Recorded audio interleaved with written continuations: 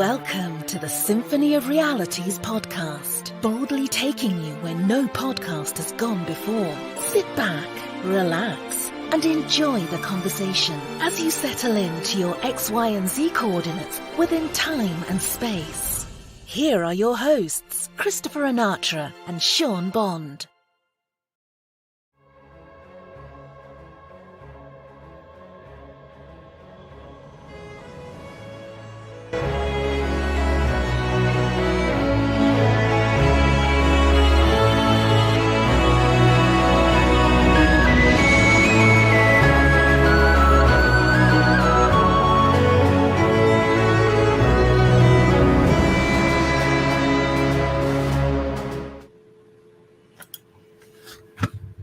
And we're back.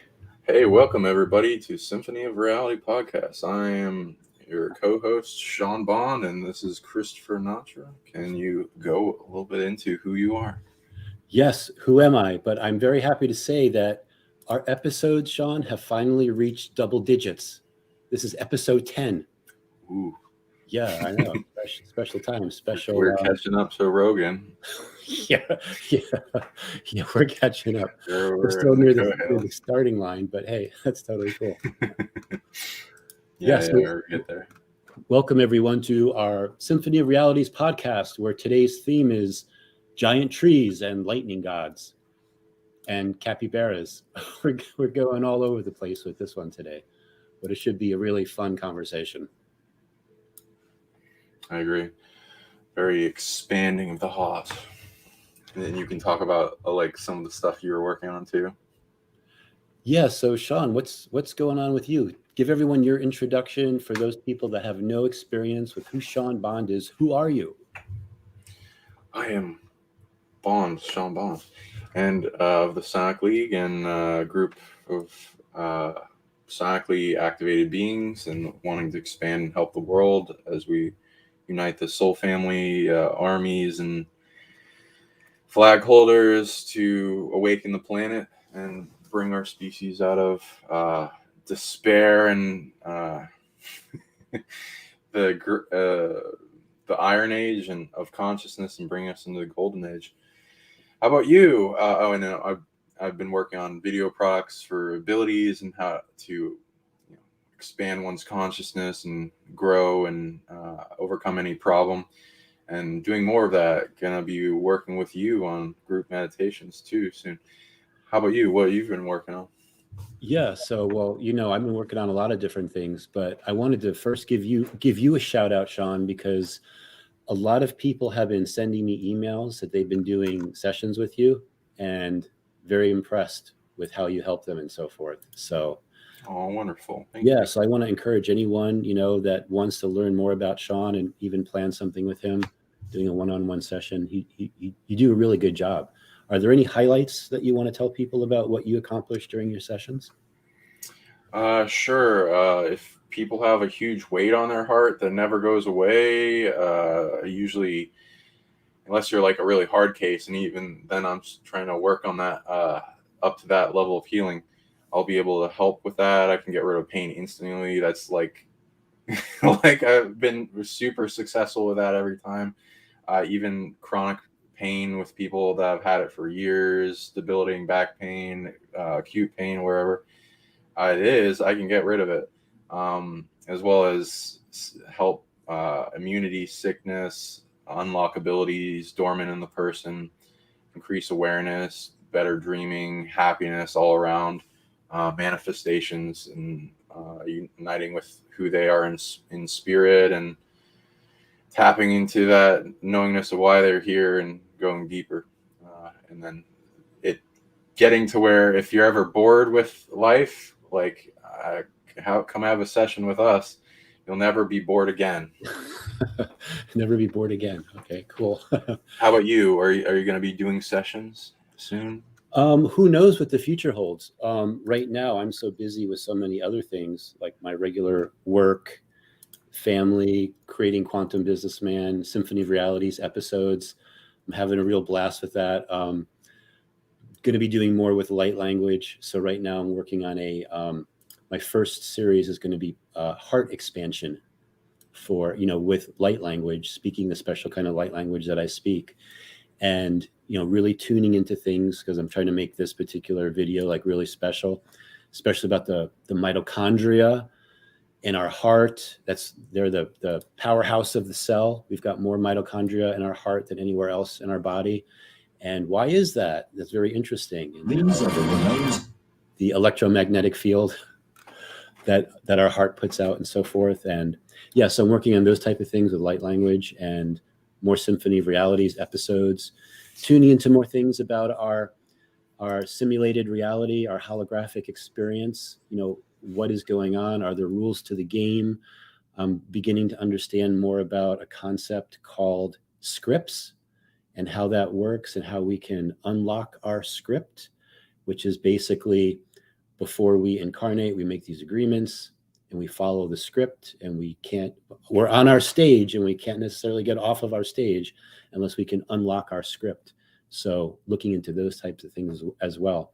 So a lot of cool stuff going on. In the next upcoming months, there's going to be a lot of stuff that we both work on together, especially with these group meditations. So I'm looking forward to all that. Me too. And tell us in the comments if you're wanting to be a part of the meditation groups that we'll be having. It'll be a lot towards evolution and orientation, expansion, happiness. Be like asking around in the group what they want to work on, and they'll make a bunch of makeup for it. Keep pushing us to propel us. There's a lot trying to stop us from doing it, and I suppose we're looking for help in making it seamless, because we got a lot of things distracting us and taking our attention, so it's hard to get everything. And currently we're like trying to figure out how Kajabi works, and if anyone knows a lot on Kajabi, let us know, or like online management of that type of thing. So yeah, just contact us. By the way, I see there's a note on here that somebody's having a problem getting into the Psionic League website. I don't know if you were aware of that.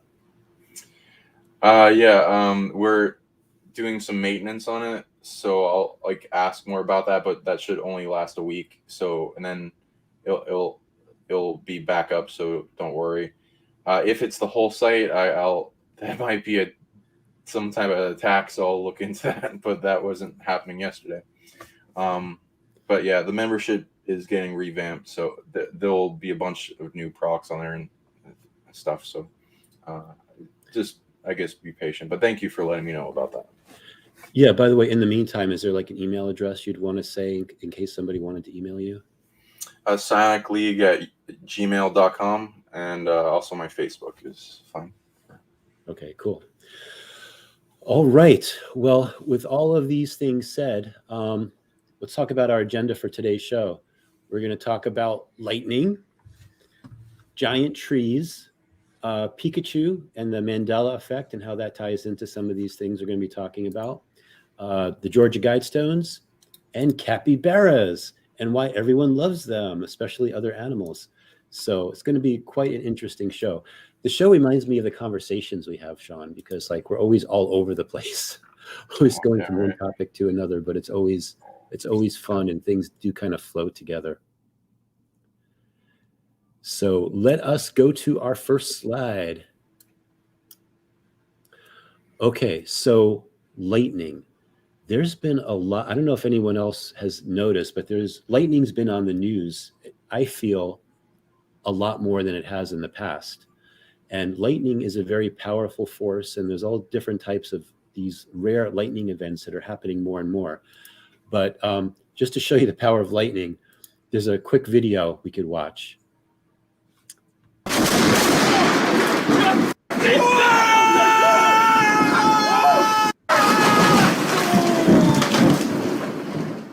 That's, for fun, if anybody, like if you go to YouTube and type in like lightning strike compilation, all of these videos come up, and it's like everyone's expression when there's a lightning strike, because it's usually not expected, is like, holy shit, oh my God. It's always the same thing all the time, the same expression all the time. So, and especially when it's unexpected. So I don't know if you heard about it, but in India the other week, the week of July 28th, 50 people were killed in India's Uttar Pradesh from lightning strikes. 50 people, which is really tragic. And then people may have heard about the lightning strikes near the White House that killed 3 people. We can play a short clip on the news about that just to bring everybody up to speed that may not have heard about that. 9-year-old LA bank executive is one of 3 people killed when lightning struck Lafayette Park in Washington, D.C. Thursday night. This was right across the street from the White House. Brooks Lambertson was a vice president for City National Bank, was reportedly in D.C. on business when he was struck. A Wisconsin couple celebrating its 56th wedding anniversary was also hit. The lone survivor is Amber Escudero Cantostathis of Newberry Park over in Ventura County. The 28-year-old woman is in stable condition tonight. Yeah, so we see these like weather patterns changing. There was also a big lightning strike in Cuba at an oil facility where 17 people are missing, 77 are hurt. So, lightning is very dangerous, obviously, and the phenomena is like growing like more and more. So, and that's climate change. Yeah, well, exactly. Like, yeah, what's really causing it? Is it other factors regarding Earth and the atmosphere and the sun and plasma and all those different type of things? That's what we're going to be getting into more today in this episode. Yeah. You may have this in the slides, but what do you think is happening? Yeah, it just seems that, the planet is changing. When you look at the activity of the sun, we're in a solar cycle that's more intense than was predicted. So we have all this incoming plasma, coronal mass ejections, solar radiation coming in. And even when the sun is not as active, there is cosmic radiation coming in. And so all these signs are pointing that something interesting is happening to the Earth, especially with volcanic activity and so forth. What do you think, Sean? I think it's a chain reaction of change. Everything, the law of change, in law of seasons, everything changes constantly. So it's like a normal aspect. And yeah, like there'll be pulses of energy from bigger macrocosmic bodies like the universe, the center of the galaxy, to all the stars. And then that like increases activity in the sun, and then it has its solar storms, and then that affects our electromagnetic field of Earth and the aurora borealis and the level of charge in plasma and the atmosphere and the different cold, hot pressures and things that make the storms. And then the ability of consciousness to influence the storms, as weather is a reflection of the consciousness underneath it. So people have the ability to interact and influence storms as well as with emotion and great change within them. As I've noticed, if they make a big transformation in themselves, they can radically change the weather outside. There is weather manipulation like HARP and all these devices and cloud seeding and all that, and frequency weapons and these satellites that can have some interesting plasma weapons on them, and like the rail guns and rods of God and some other direct energy weapons like Project Odin. But so there's like, oh, maybe there's some artificialness to it and some technology. I know Nikola Tesla got into the lightning tech with like the Tesla coil and like what can be built off that. There's also geomantic sorcerers and weather witches and shamans and things that have learned the power psionically of changing the weather, protected places like Japan from invasions, and like what John Dee did for the Queen in like summoning storms that would take out their enemies, and as well as like deities and consciousness of storms, lightning, thunder that have been told about throughout history in different cultures, and they are always at a top tier class, like Zeus is the king of the gods, or Thor. There's all these beings that we can tune into what are the causes of each lightning strike to manifest. Yeah, And exactly. why is it striking where it is, or the person it is, upgrades that go along with that, DNA changes, communicating through lightning, all this kind of stuff. Exactly. And a lot of it is all about plasma, because they say like this lightning is considered cold plasma, technically, is what it is. And one of the things that I mentioned in one of my last Symphony of Realities videos was about a very rare phenomena called red sprite lightning and blue jets that are becoming actually more popular, not more, they're happening more commonly. So our next slide actually gets into the phenomena of red sprite lightning, and we have a video we can play that kind of explains that. So we'll watch that video, then we'll talk more about it. It looks like a cross, a lightning storm and a jellyfish, doesn't it? This is a red sprite, and the formation you're looking at is fittingly called a jellyfish. It's incredibly big, spanning up to 50 kilometers, and originates at an altitude of 70 to 80 kilometers above the Earth. Sprites are short-lived events, lasting 3 to 5 milliseconds, and they travel downwards at blazing speeds, reaching 10% the speed of light. For years, sprites were only rumored to exist.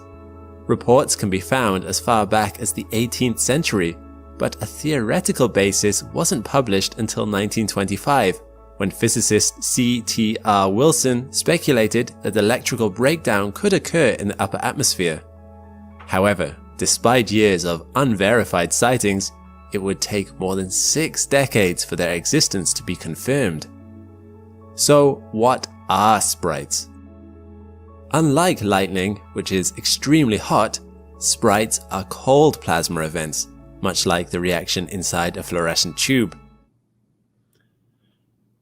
Yes, that gives everybody a little bit of a feeling about these red sprite lightning and the type of cold plasma that causes it.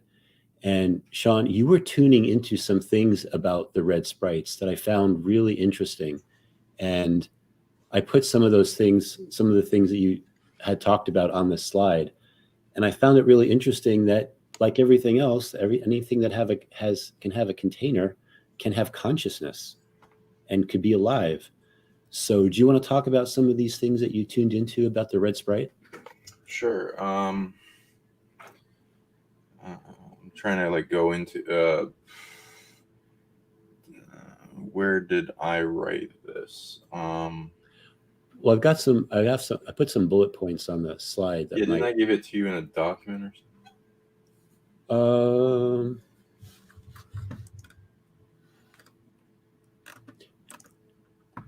I mean, you did.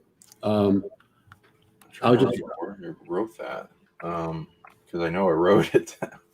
I did recently tune into the blue one, though. I have that with me. Okay, so based on memory anyway, each one of those pillars that looks like it has a head on it, those are a being. So it looks like there's about 7 of them. Let's see, based on what I'm trying to.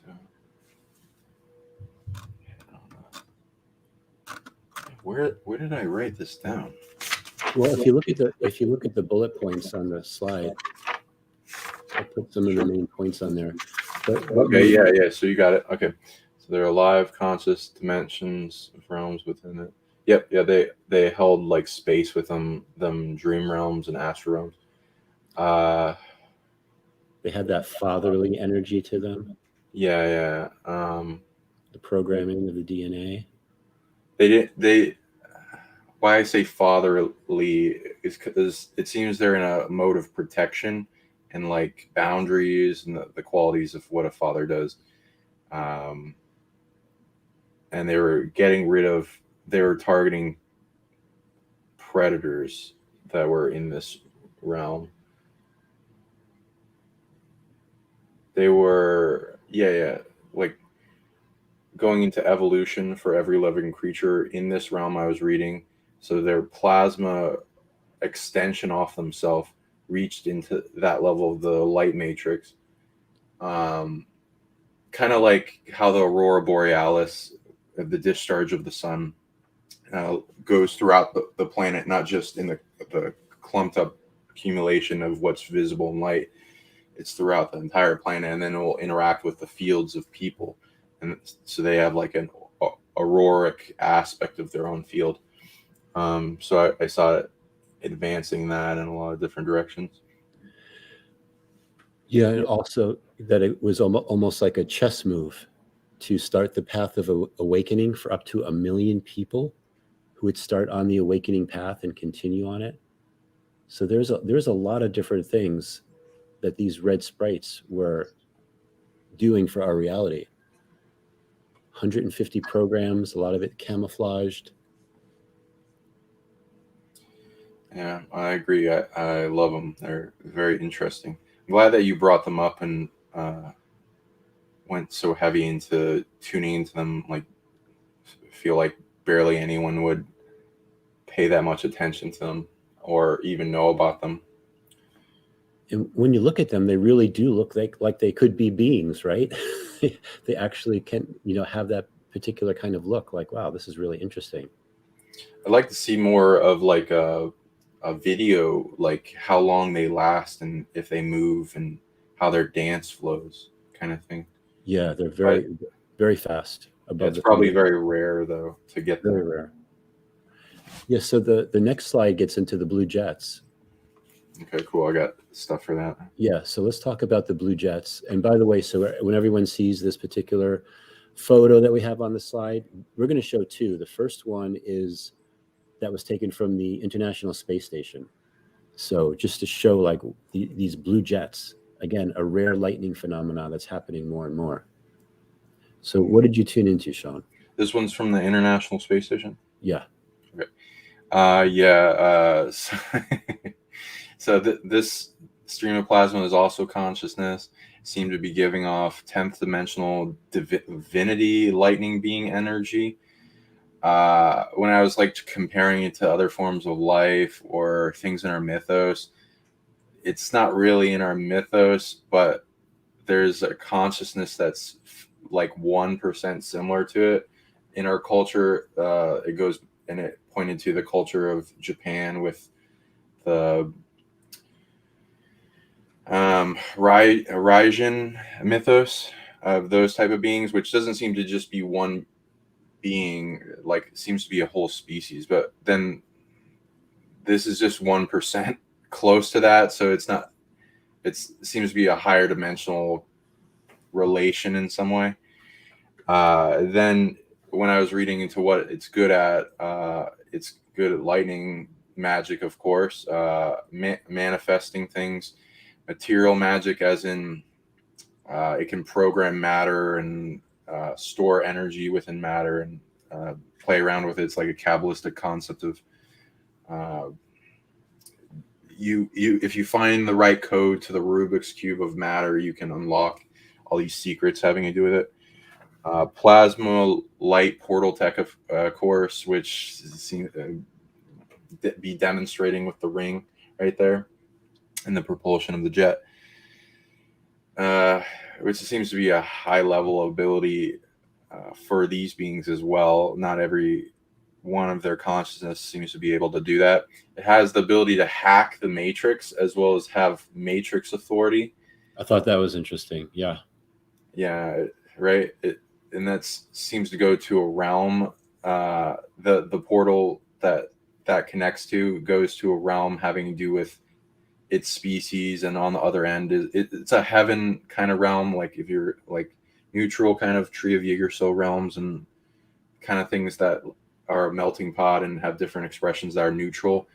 The dark realms, tree of death, Kilopov, the quarantine realms, hell realms, prison realms, tree of light, heaven realms, quarantined off from other things, VIP club of creation, divinity, and a lot of other angelic and godly concepts. Those type of realms, it's a lighter realm, heavenly realm. that has a bunch of authority for programmers for the Matrix here and other ones as well, but they seem to mostly be interacting with monitoring this one.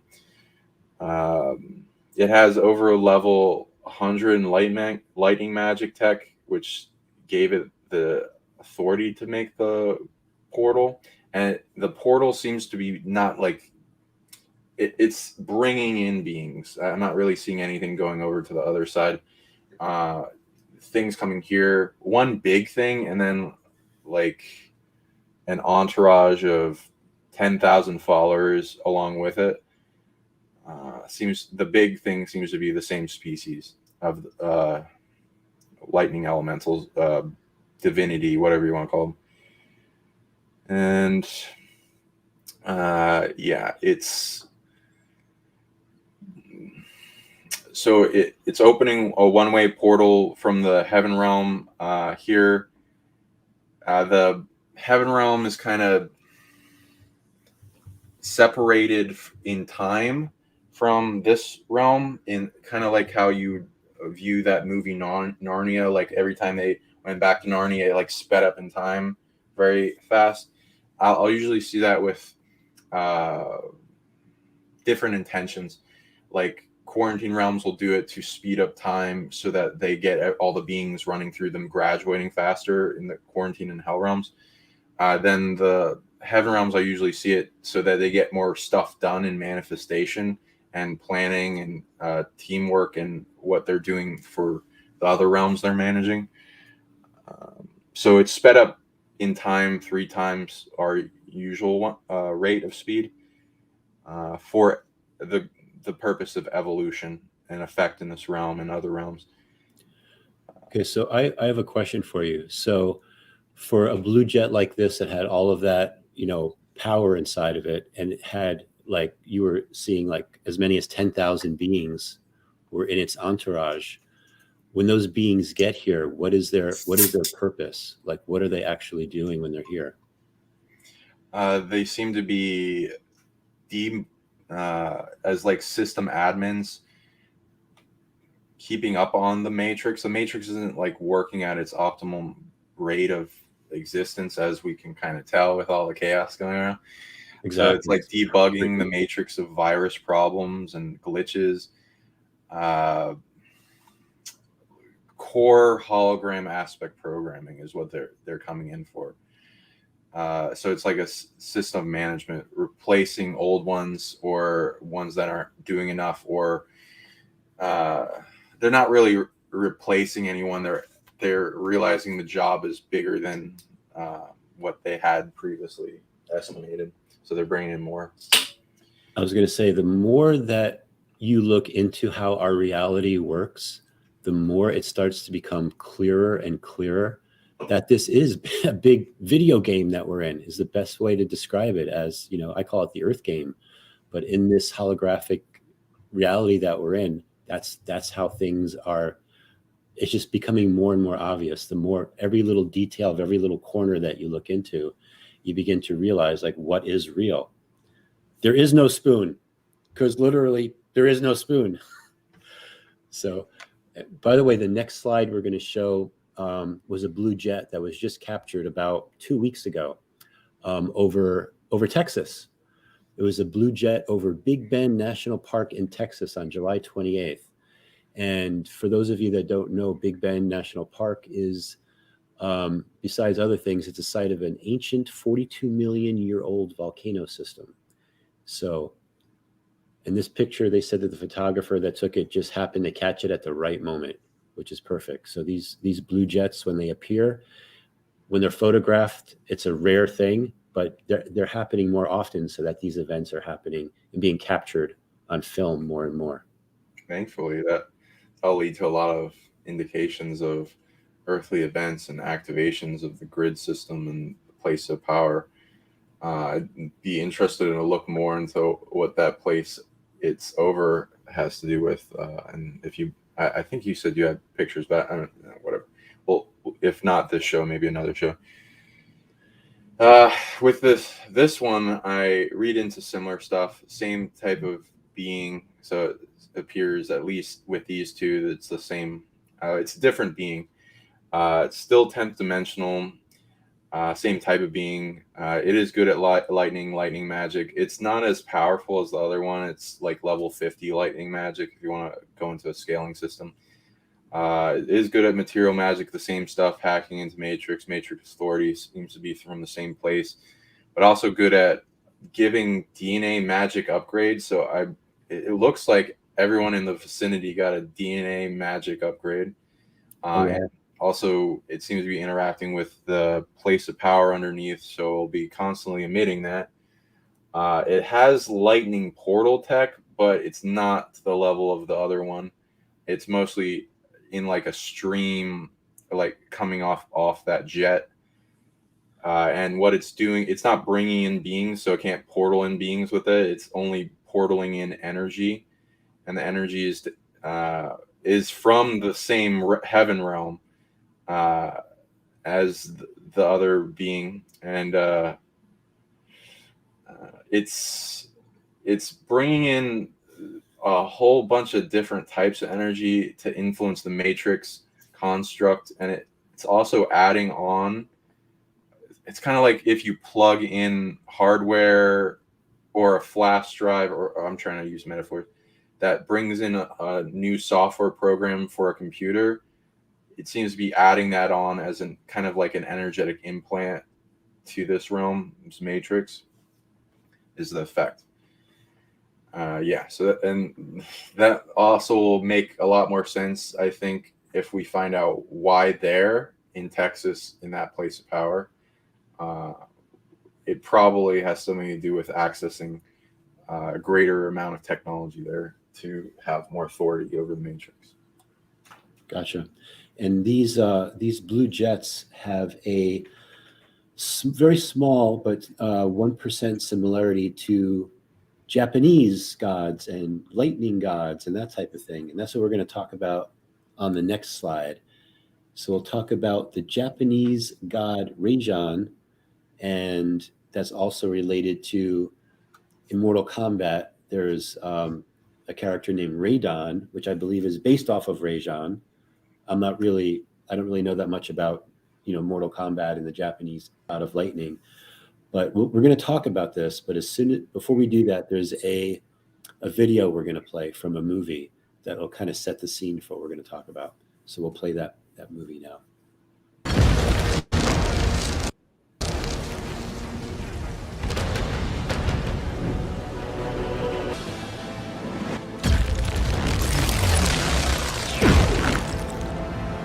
Blue lightning.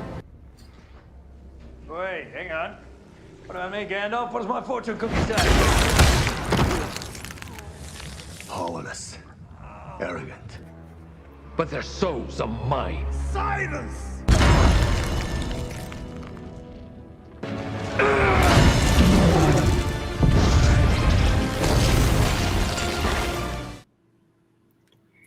It's funny, before that one guy got electrocuted, what did he say? Like, hey, Gandalf, where's my fortune cookie? Yeah. He got zapped by lightning.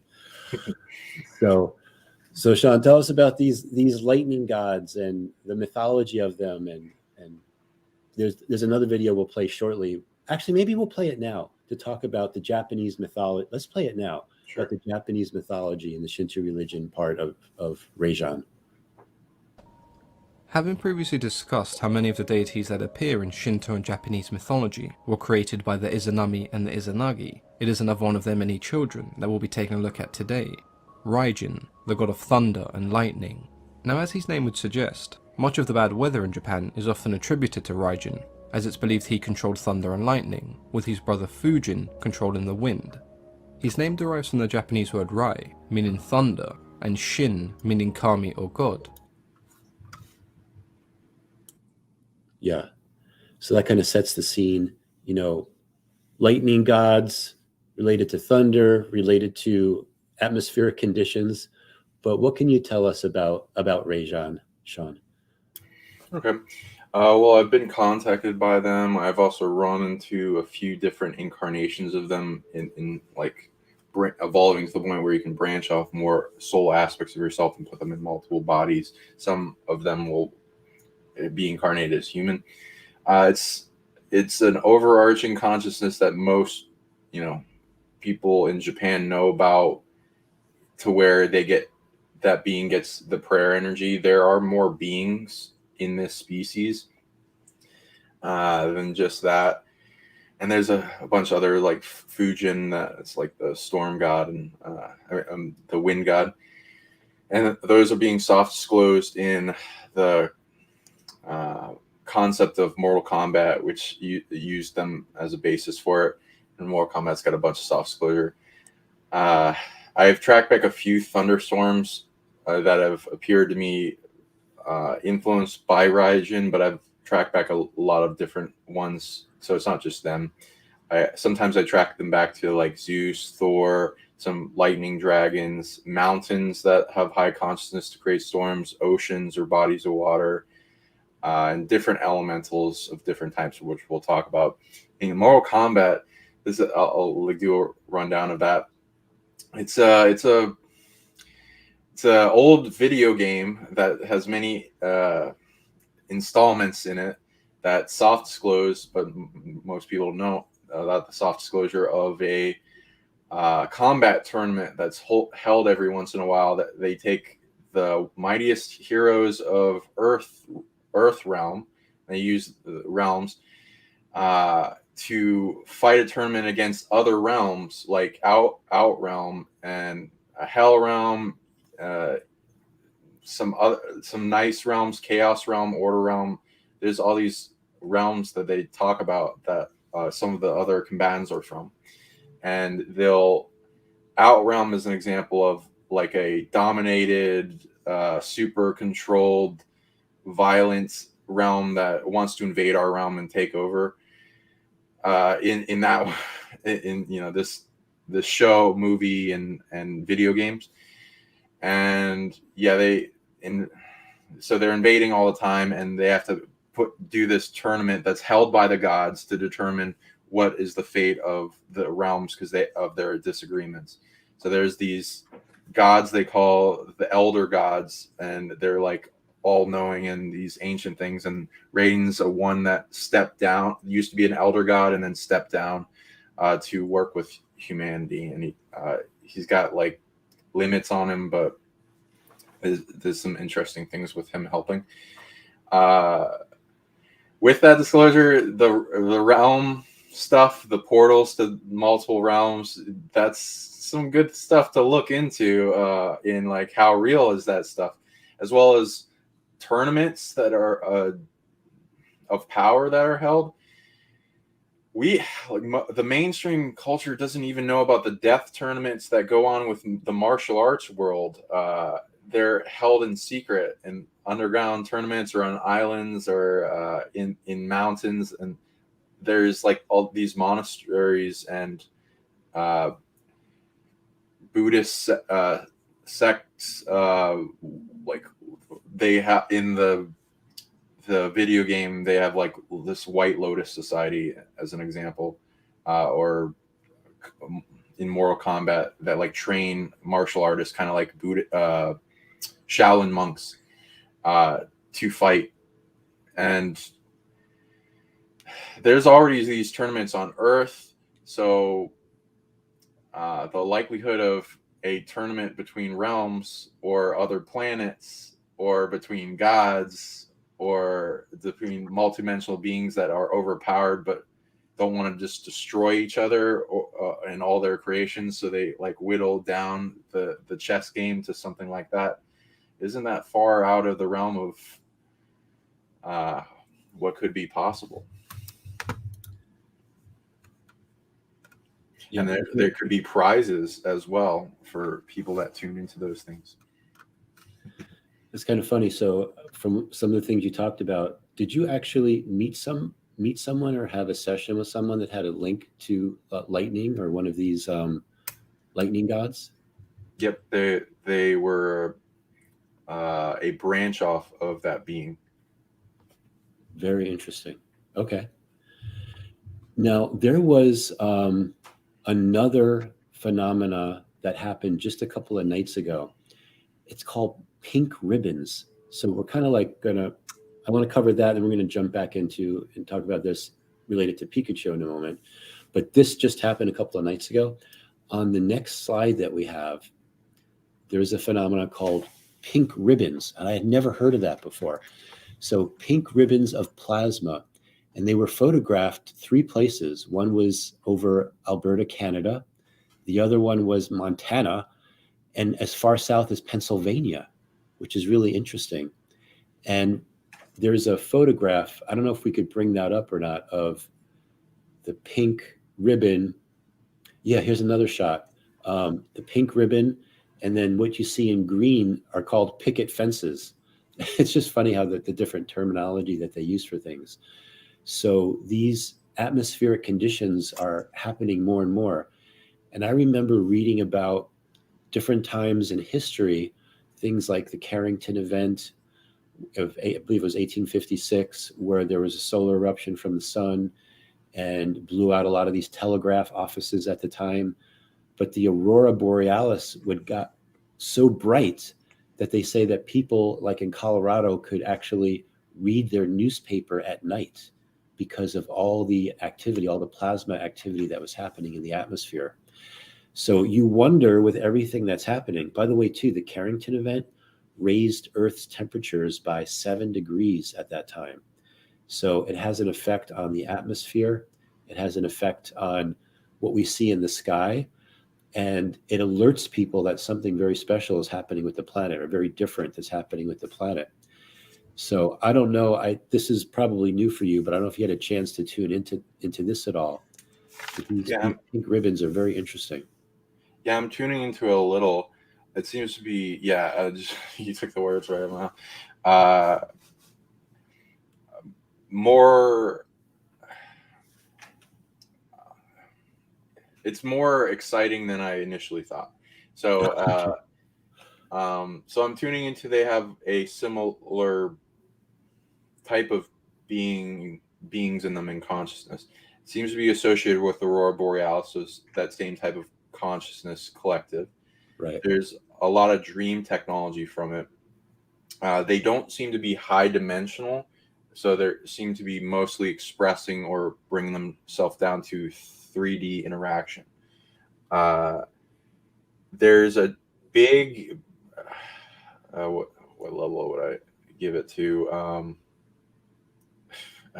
Like huge. Yeah, like how many? Like the equivalent of, I don't know, if you cluster which states together, maybe bigger than Texas kind of thing. Each one of those beams is like a whole big ass dream city into itself that is bigger. I was getting that too. Dreams. Yeah. Bigger than Texas. So it's like compressed. And each one of those picket fences too is a big dream city. It seems to be compressed in that area and then anchoring in even past like its visible spectrum. So every time you see that, it means something big for the area being anchored in. I also read some type of, what is this?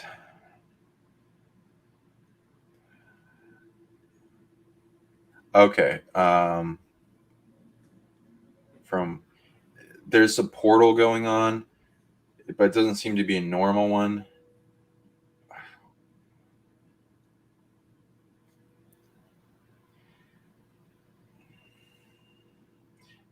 Okay. I love when you do like this a big immigration. Sorry. What'd you say? I love when you tune into this stuff live. It's pretty cool. Thanks.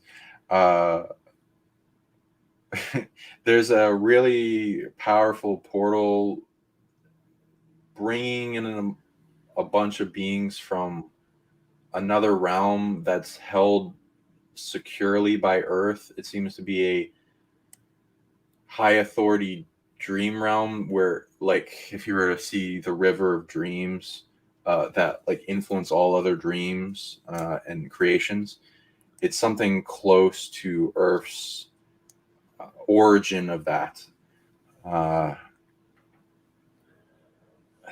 So there's a whole lot of beings being portal in, even past the so it's kind of like a constant river, even past the visible spectrum of that disappearing. So it seems to be a permanent portal. Go ahead.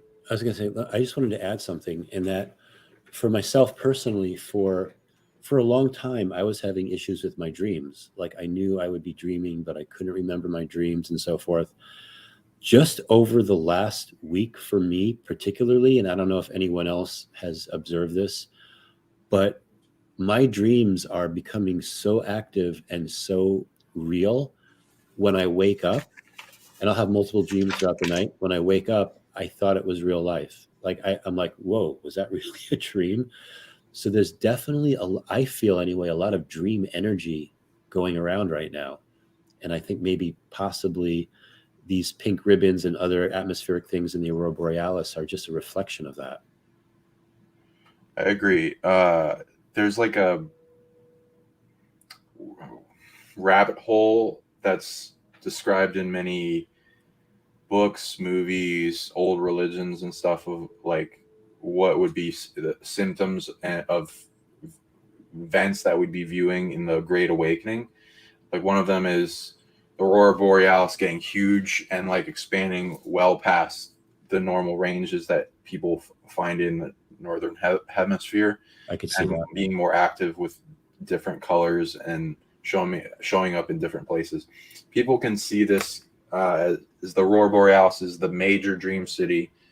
The Australis is more into immigration and astral beings wanting to incarnate. The dream realms,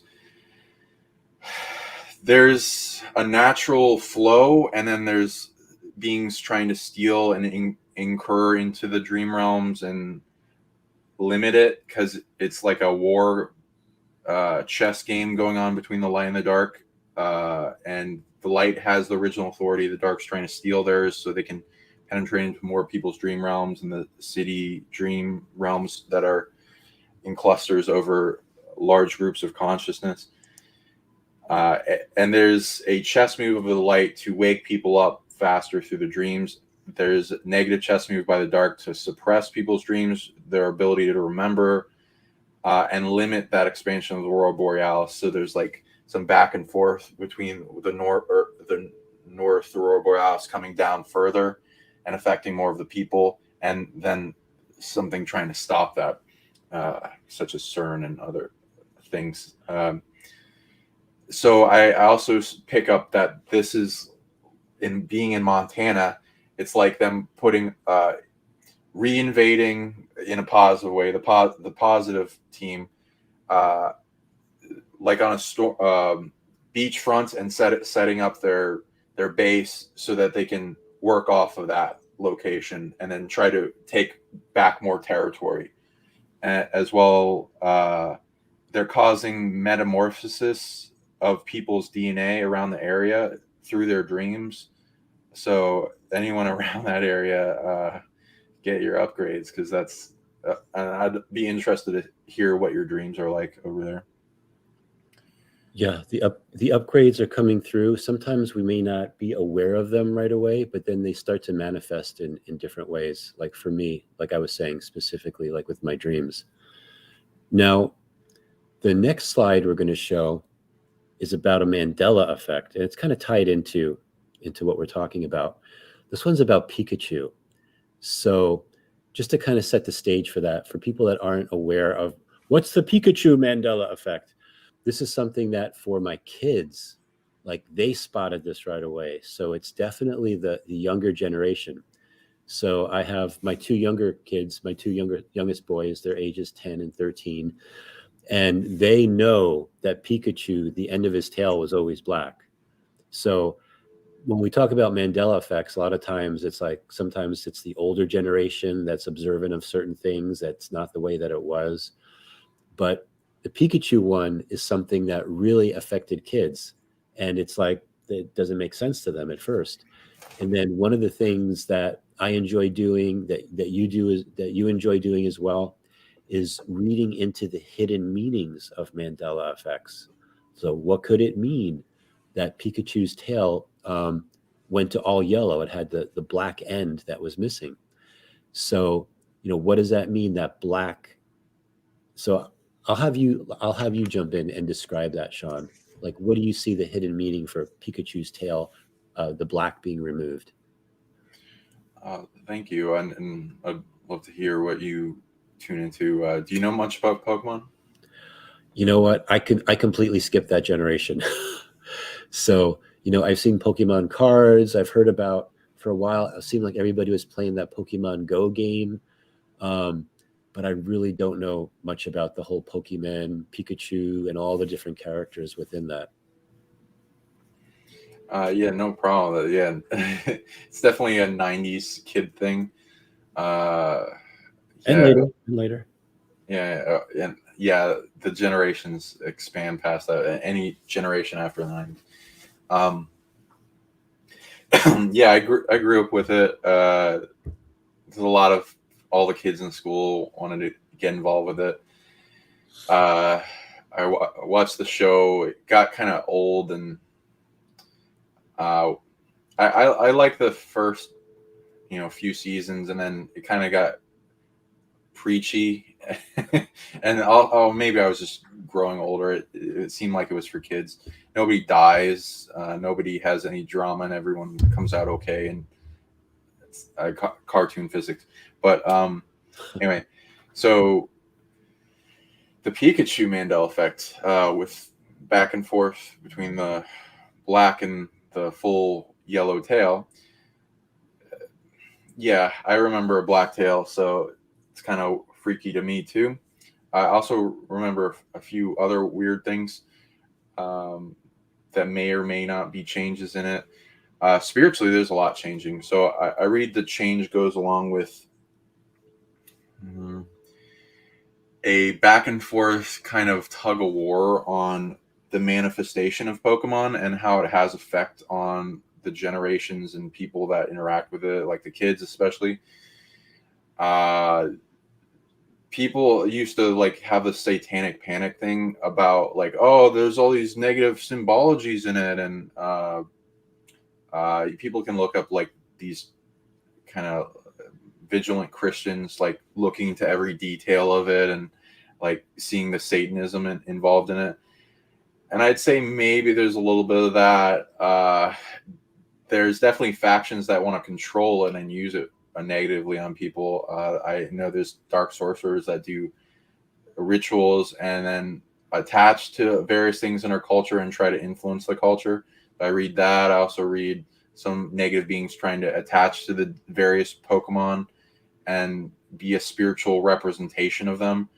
That some of them, a lot of them can be negative, but a lot of the Pokemon are based on actual spirits that exist. A lot of yokai in Japanese mythos, they bring out.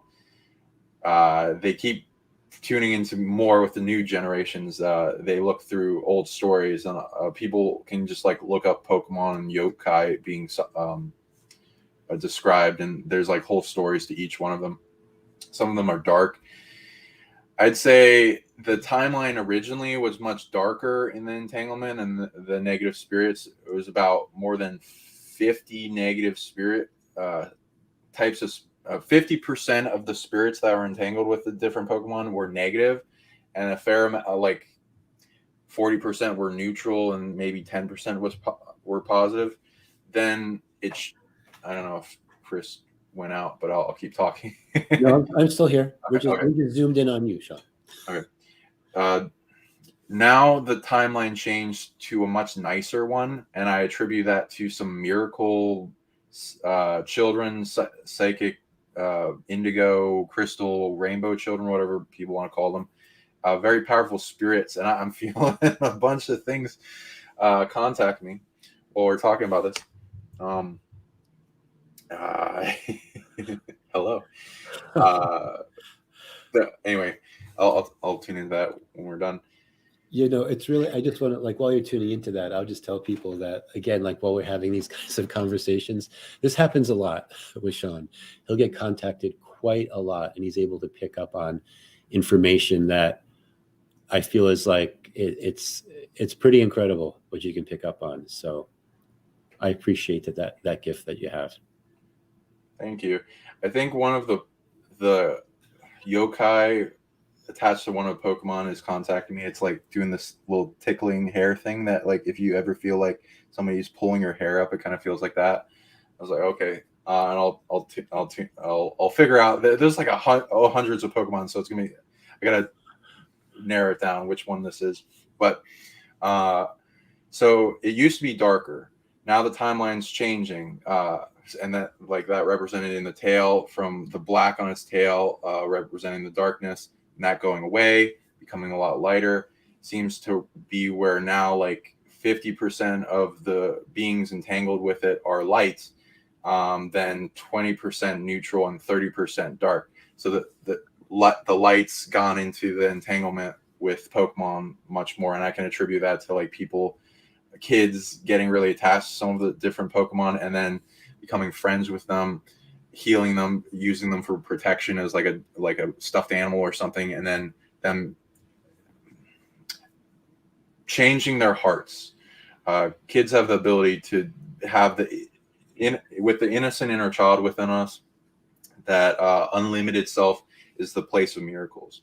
So they're performing miracles on anything they're entangled with. Sometimes entanglement predators or miracle predators will go after that, unfortunately. But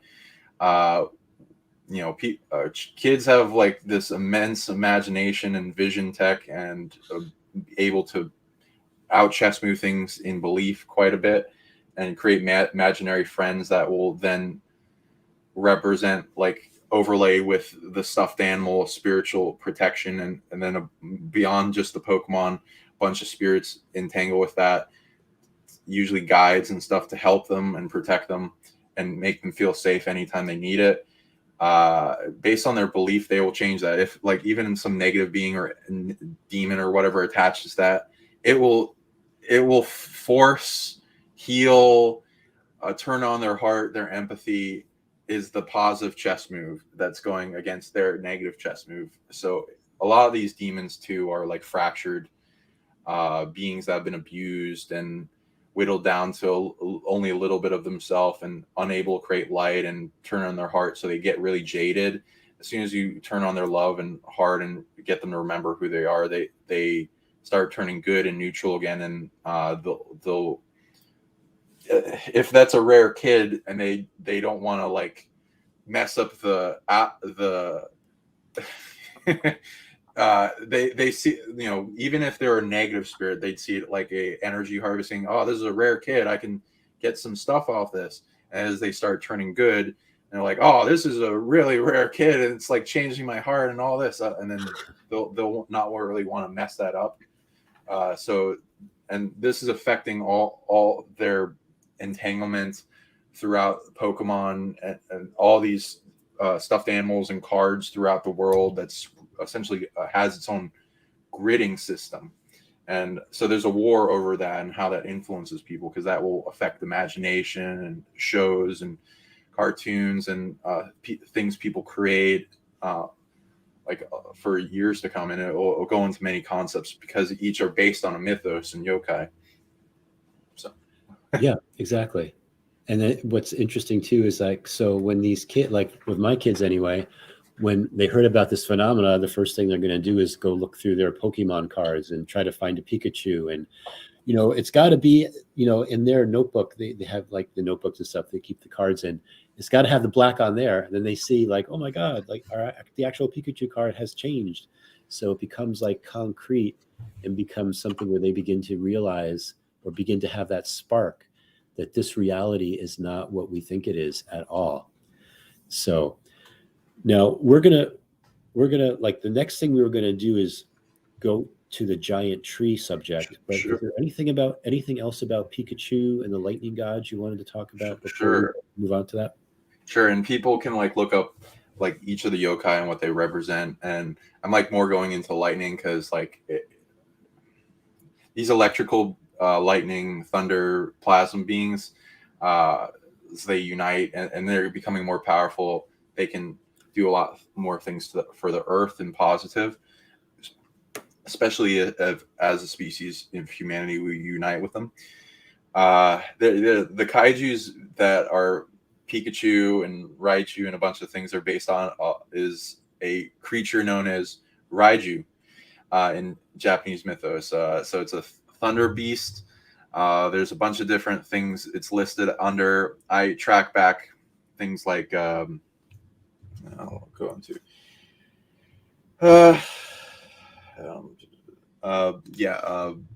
tigers, wolves, rats, rabbits, and a few other things that like dolphin and seals.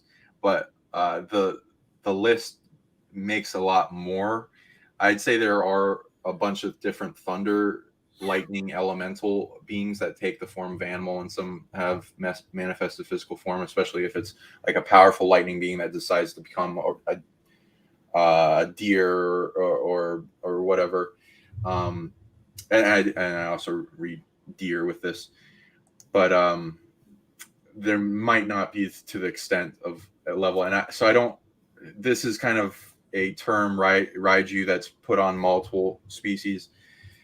The tigers I see as something people are going to interact with more. There's a mythos that's like, the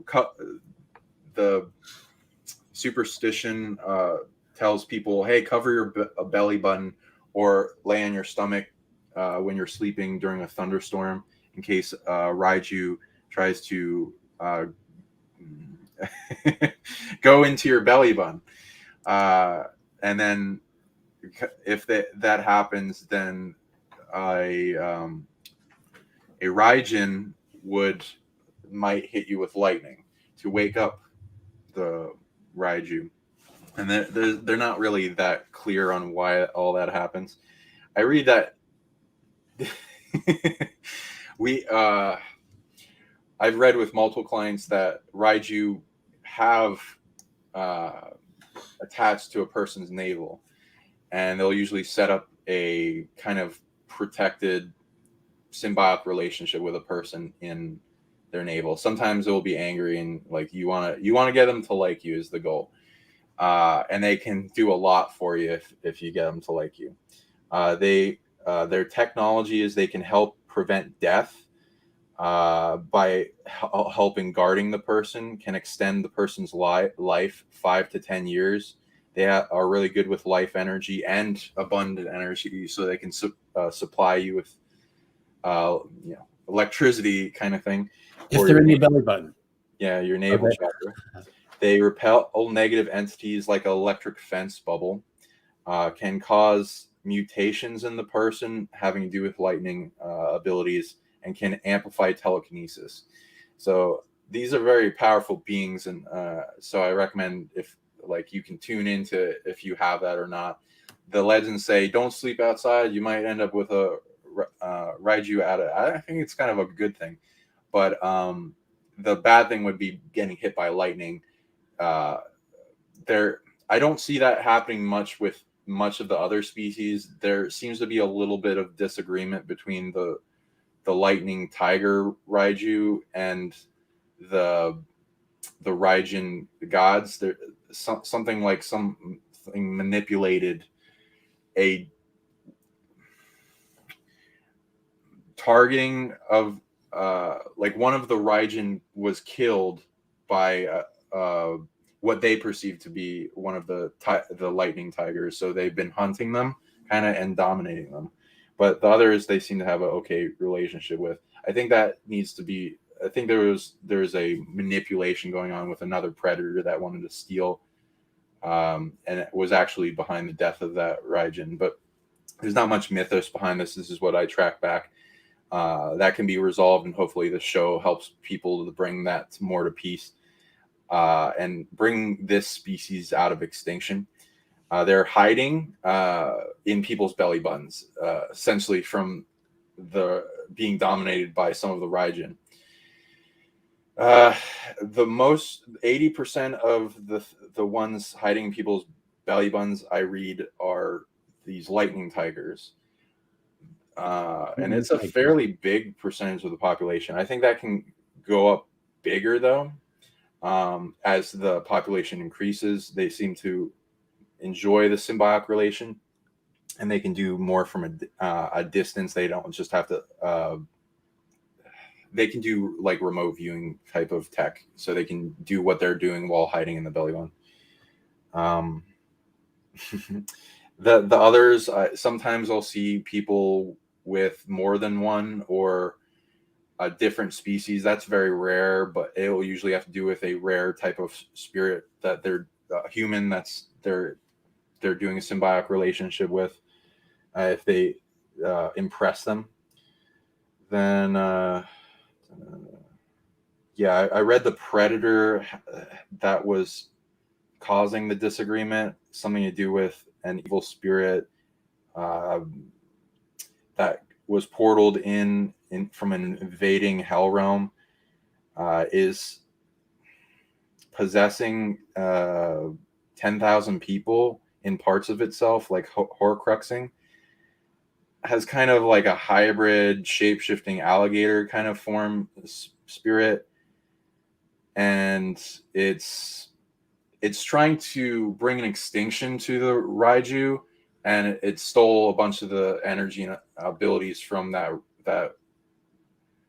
goddess, thunder goddess Raijin that was killed. That is the cause of this war. It to resolve this, it needs a billion units of truth energy and a billion units of peace energy, and that'll bring those beings to peace, and then bring them out of extinction, and people can help with that, to help people survive. That's why I'm doing this.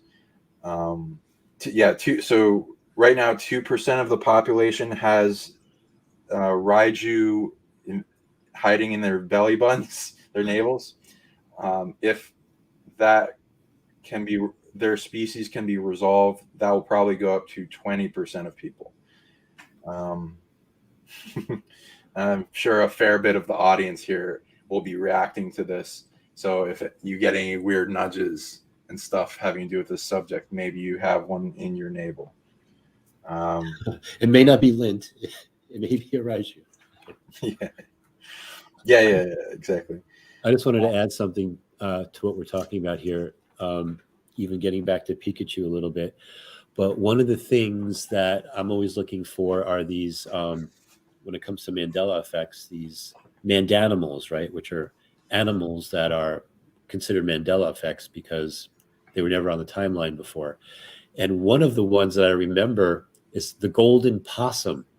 So a possum that was born that was all gold. And I saw someone's comment that they had put something like Pikachu is becoming more gold. You know, we see, you know, we were using the term yellow, but more gold. And this golden possum looks just like a Pikachu. It's amazing.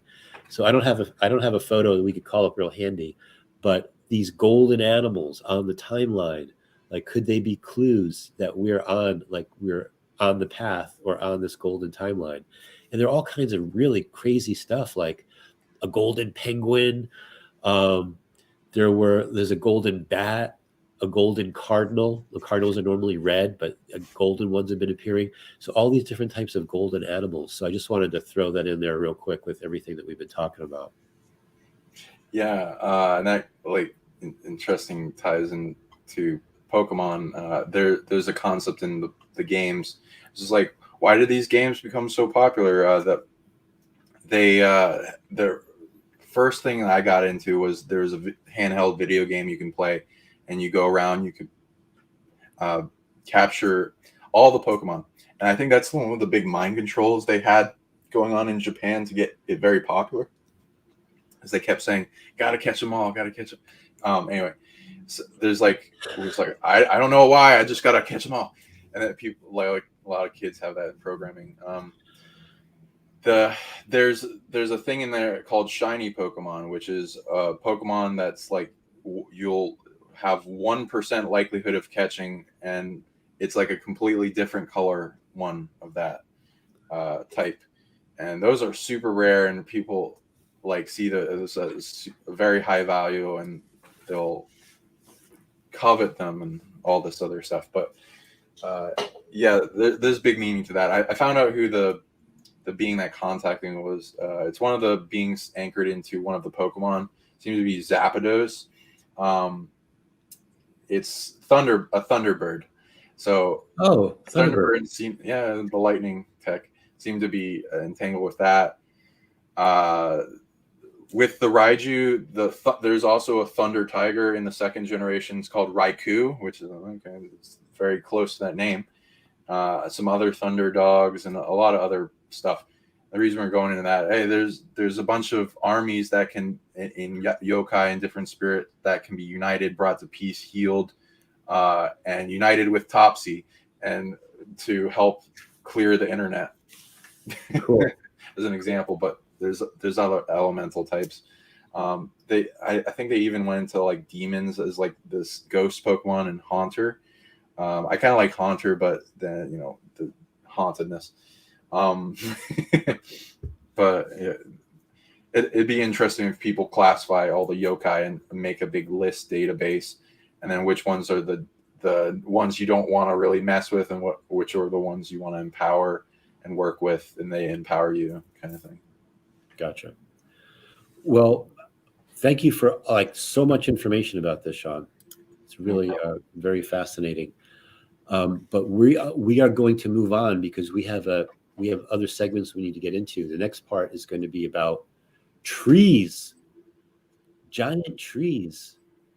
So one of the things that people have spoken about before is in Wyoming, something called Devil's Tower, which is a very curious rock formation, let's call it.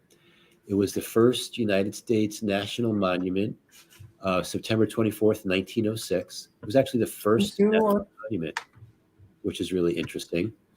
It was, a lot of people first became aware of it back in 1977. There was a movie, Close Encounters of the Third Kind, that featured the Devil's Tower. And what geologists will say is that it was formed of a rare igneous rock, phonolite, porphyr, which is a greenish gray rock, they say caused by lava. Or could it be something else? Could it be the remnants of a giant tree? So, Sean, what do you think about this? I love this subject. I'm glad we're talking about it. I'll send you a picture I have too, that will kind of like put a lot of this. Is it really a tree? Is it not a tree? To kind of not being under debate anymore, and then see if you can bring that up on our slide. But I read into it as a tree. I'd love to ask a geologist more on what chemical deposits they've looked into in the formation of petrified wood, and because they claim this is like made of a silica, which is interesting. I don't really read in the hexagon structures that are forming up out of it. I see those in cells and plant chloroform and some other stuff. You'll find it in trees. So, like, is the carbon being transmuted into silica? We'll look into that. But here, I'll send you in the Facebook chat if you can bring that image up. And then I also got a video that we can go into some of the other possible tree formations that exist around the planet. But yeah, this concept of giant world trees that used to exist and have somehow been mysteriously cut down, similar to the movie Avatar, and that huge heart-wrenching moment where the tree gets cut down that affects the whole population of people that have seen that movie. So the movie even caused people to get huge depression, kill themselves, or call out of work the next day, because people this world is nowhere close to as awesome as the Avatar world, and it's the magic of giant trees that did a lot of that in comparison to what's the difference between that world and ours. And these trees are amazing. They got huge consciousness. They got so much tech. They protect the world and the timelines. They're like giant generators for magic. So if you ever wonder where did all the magic go in this realm? This would be the answer to that question. A large percentage of the magic that was generated by giant trees. And I read them still existing in other realms, and they do generate magic there too. Got it. I'm just working on getting that. Yeah, no problem. Photo. Talk about more. It's a very powerful consciousness. Even if it's cut down, trees have a different death process than most people, so part of it's still alive. So it's pretty much, though, in a coma. Some aspects of its higher self are still functioning and will interact with people that go there, and upgrades and DNA activation, metamorphosis. It'll put you in awe. And with what I heard from various people that went there, I eventually will go there myself. There are many of these around the planet, which I will show you. Did you get that? I was going to say, I just took a look at the photo that you sent, and hopefully we'll be able to bring it up soon. But because if it's a giant tree, it'd have to have a root system, right? Right. Yeah. And so that photo, it's like a seismological scan of the ground underneath it, which, when she brings it up,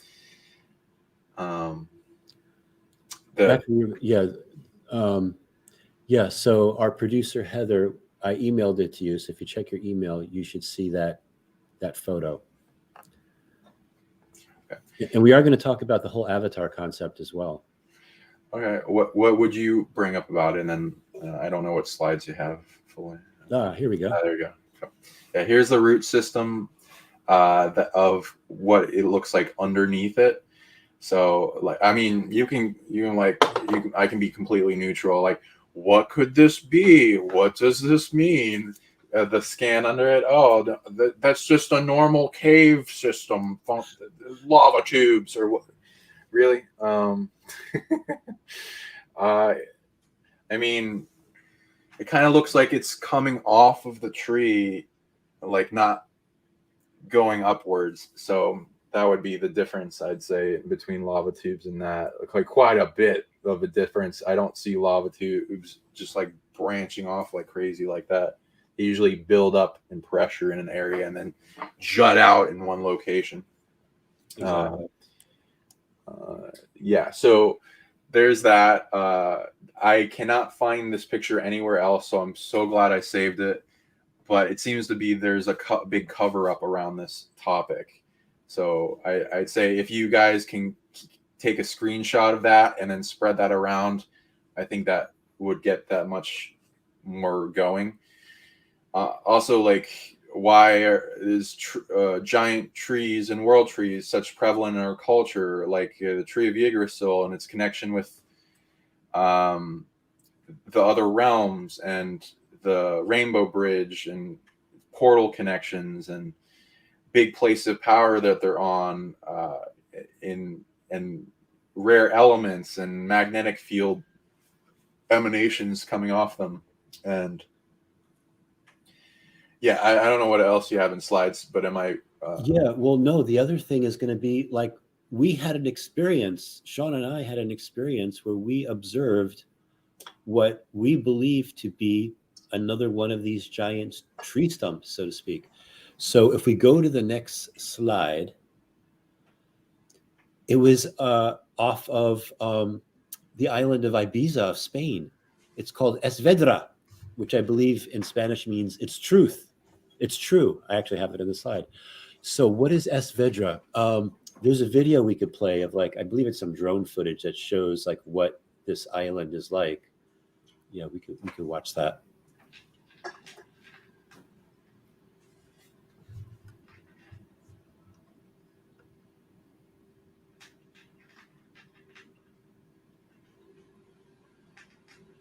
Yeah, so when you look at this, it's like at first it just looks like a rock formation.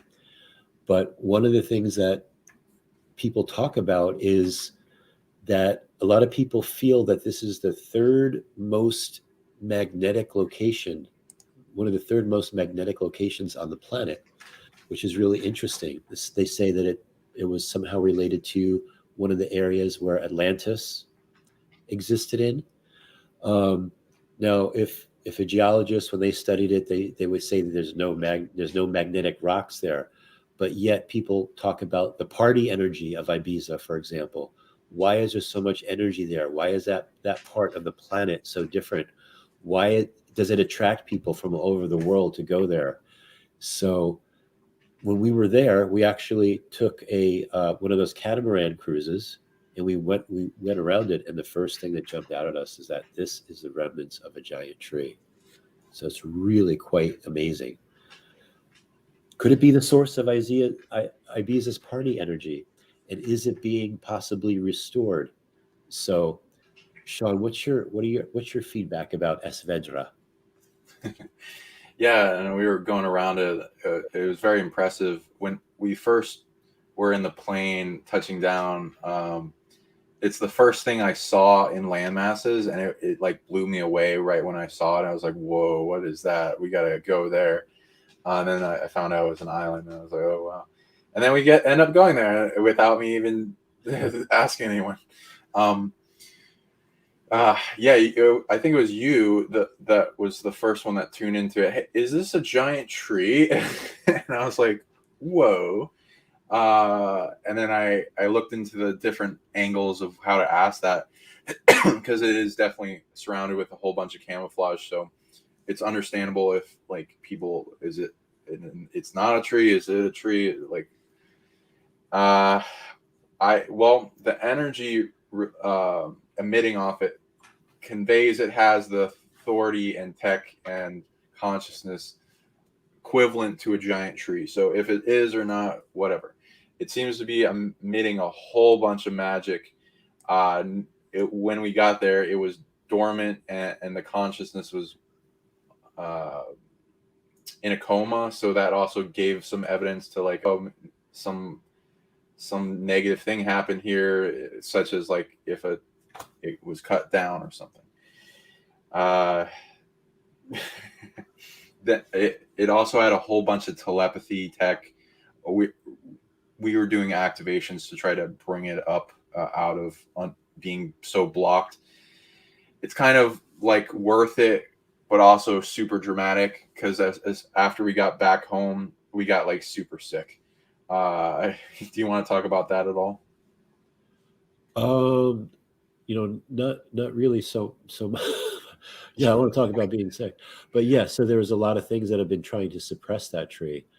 And we were with a group of people that, I believe that we all had like a really big influence on possibly doing something. And then you were reading something too about its attachment to Earth and magnetism, I think, and the core, going down to the core of Earth. Do you remember any of that? Yeah, it was like a huge emission and amplification of Earth and her consciousness, that she was using it for the. She's still using it. It's just like a lot more activated now, and the main consciousness is back. But yeah, it had a lot going on. The magnetism does a huge thing for the island. It's like the main source of power for that whole island, and protection, and bringing all those people there. So you're right.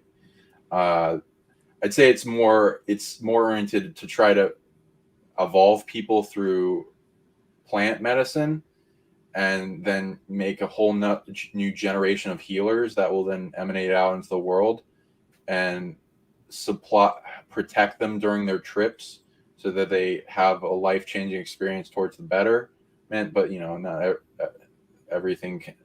Everyone's got their stuff they show up with the trip to, and then ends up becoming a party, which is fine. It's fine with everyone loves a party, even the spirit. So we got sick, got huge throat pains after that, and like an ear infection, and headaches like crazy. It had been a long while since we last got an attack like that, and it's been a while since we were sick. We've been really good at keeping our immune system up. I think it was like 2 years before you or me got sick last time.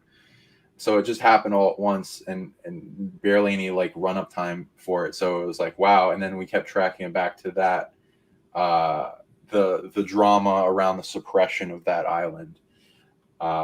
And so it was kind of like helping it support against like an incurring army that wanted to keep it suppressed and stealing energy from it, coming off of Spain and a lot of these things having to do with it, if it was a tree, having to do with the section of it that's missing and where that went, and what cut it down, which I don't really want to talk about because I don't want to entangle people with that predator. And you don't want another sore throat or ear infection. Yeah.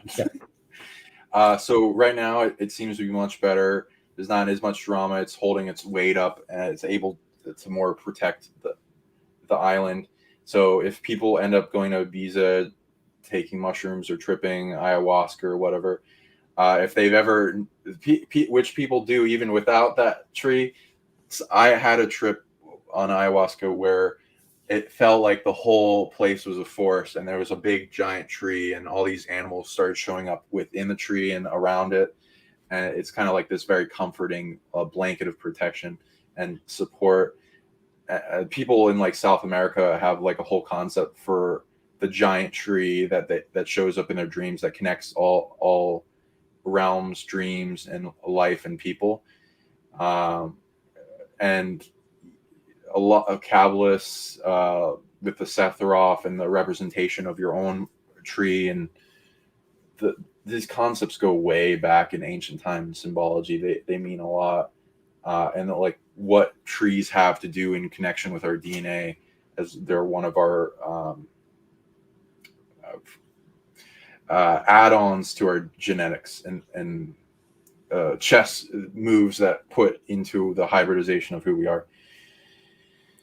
They do more than people know, and they're like managers for the planet and consciousness, and they look after the place and hold everything together. If trees and plants were all gone, there would be mudslides going on everywhere, and they connect together in a big root system, like how Avatar went into with the mycelium networks, and how they communicate together, and they can share emotions and data and information and gossip.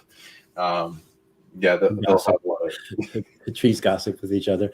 Actually, that's a good lead-in for the next slide, because we're going to talk about Avatar a little bit, and Pandora, and the giant tree that was on there that was over this special substance called unobtainium, something pronounced something like that. Unobtainium, yeah.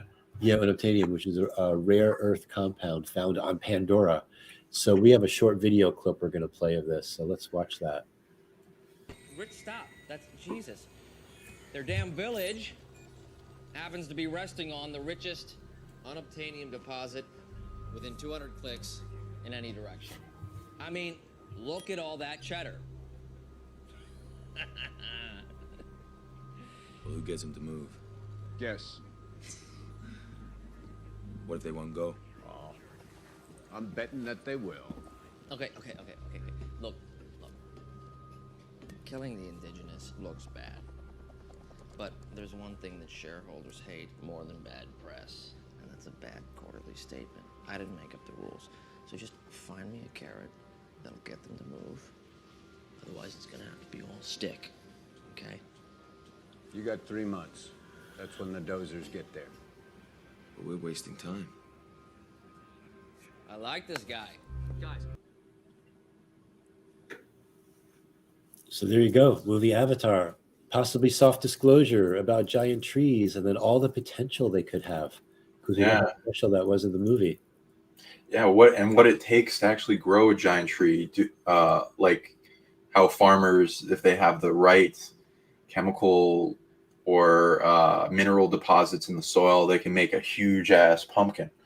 Example, you can, if it's on a rare place, then that might affect its growth entirely. And whatever going on with the species. There used to be a much larger amount of giant trees in ancient times with the huge amount of oxygen on the planet, and science will go into that too. Somebody in the comments asked, so who cut down the world trees? Without entangling you with large amounts of drama and being simplistic on that, Titans, giants, and in some other realms, world serpents. They cut it down and ate the tree, stealing its magic. And some other type of events that they'll turn the magic into something. So unfortunately, yeah. So if people can resolve that, be gentle and use loving detachment, because a lot of these are entanglement trap predators. Anyway, anything else? Oh, can I don't know if I can share screen with you guys. Am I able to do that? I don't think because this isn't Zoom, it's StreamYard. So okay. Am I able to send Heather a video on Facebook or anything like that?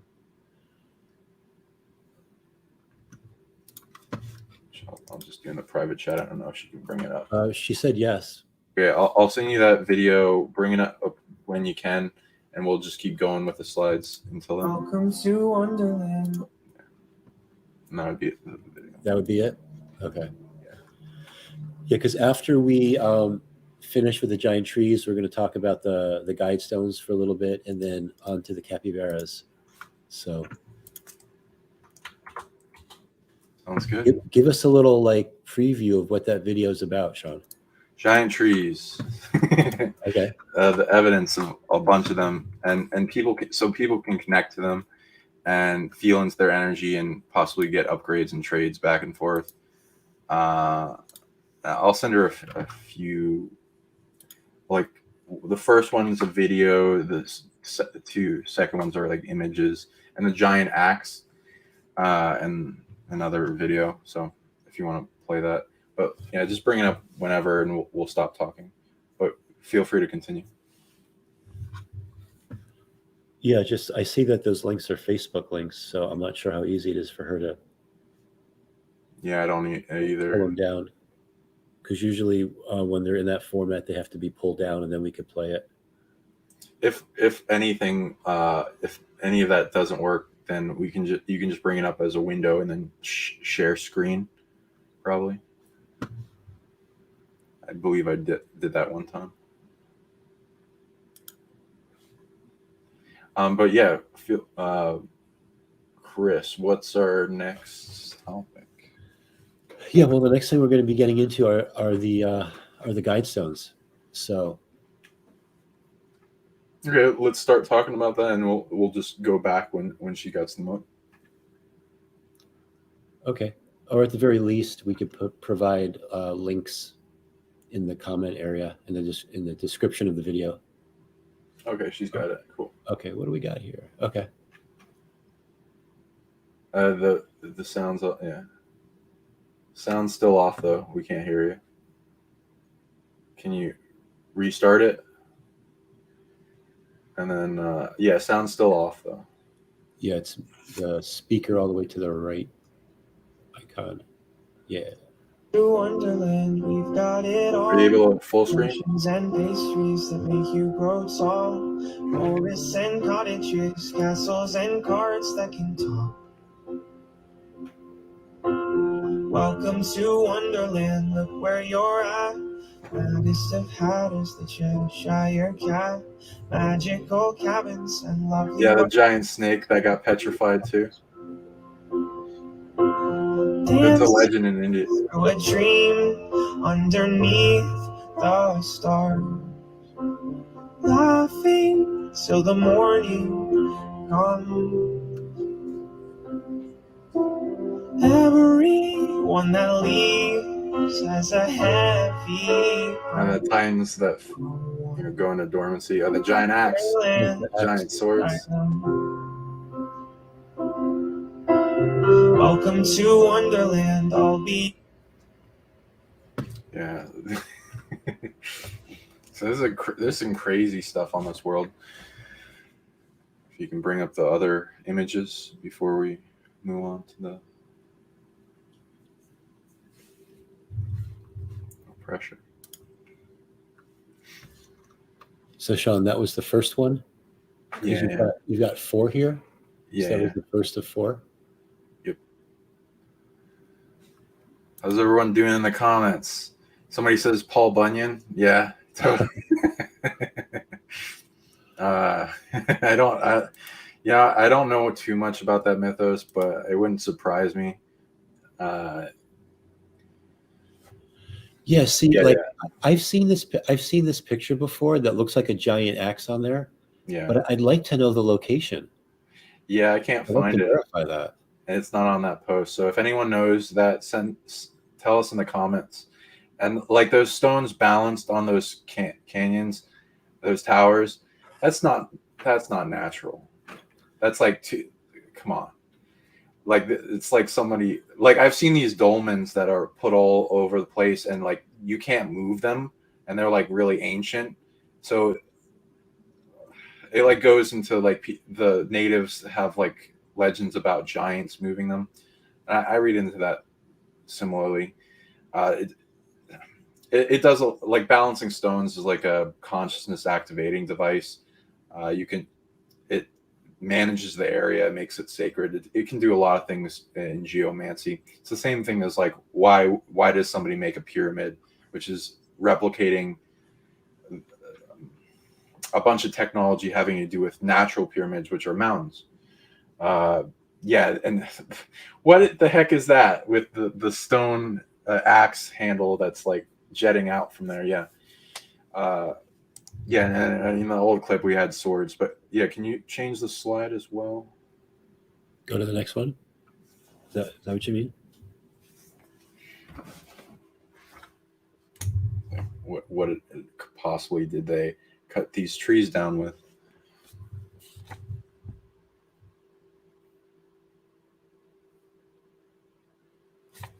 Let's see in the comments.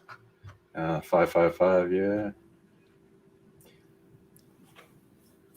Somebody says it's in Utah somewhere. Well, I'll start my investigation. Yeah, they have all these ones too. And yeah, can you bring up the last video and then we'll end on that?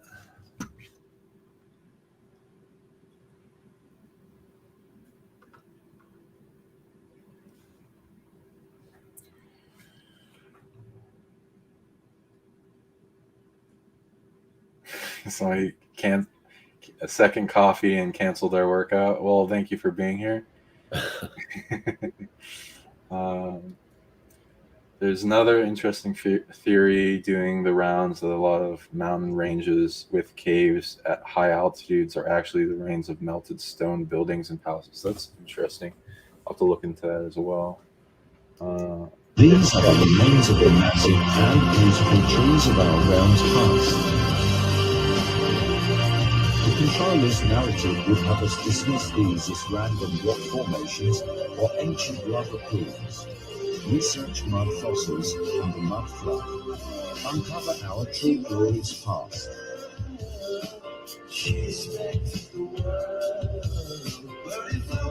Question everything French. Cool. Yeah, okay. Very cool. Okay, so the Guidestones. Yeah, so we'll move on to the next slide because the Guidestones had at least been in the news for a little while. So a lot of people have heard about the Guidestones, the explosion that was there that happened on July 6th of this year. And we do have a short video just to show that explosion in case anyone hasn't seen it. I think a lot of our viewers are already very familiar with this. But let's play that video quickly.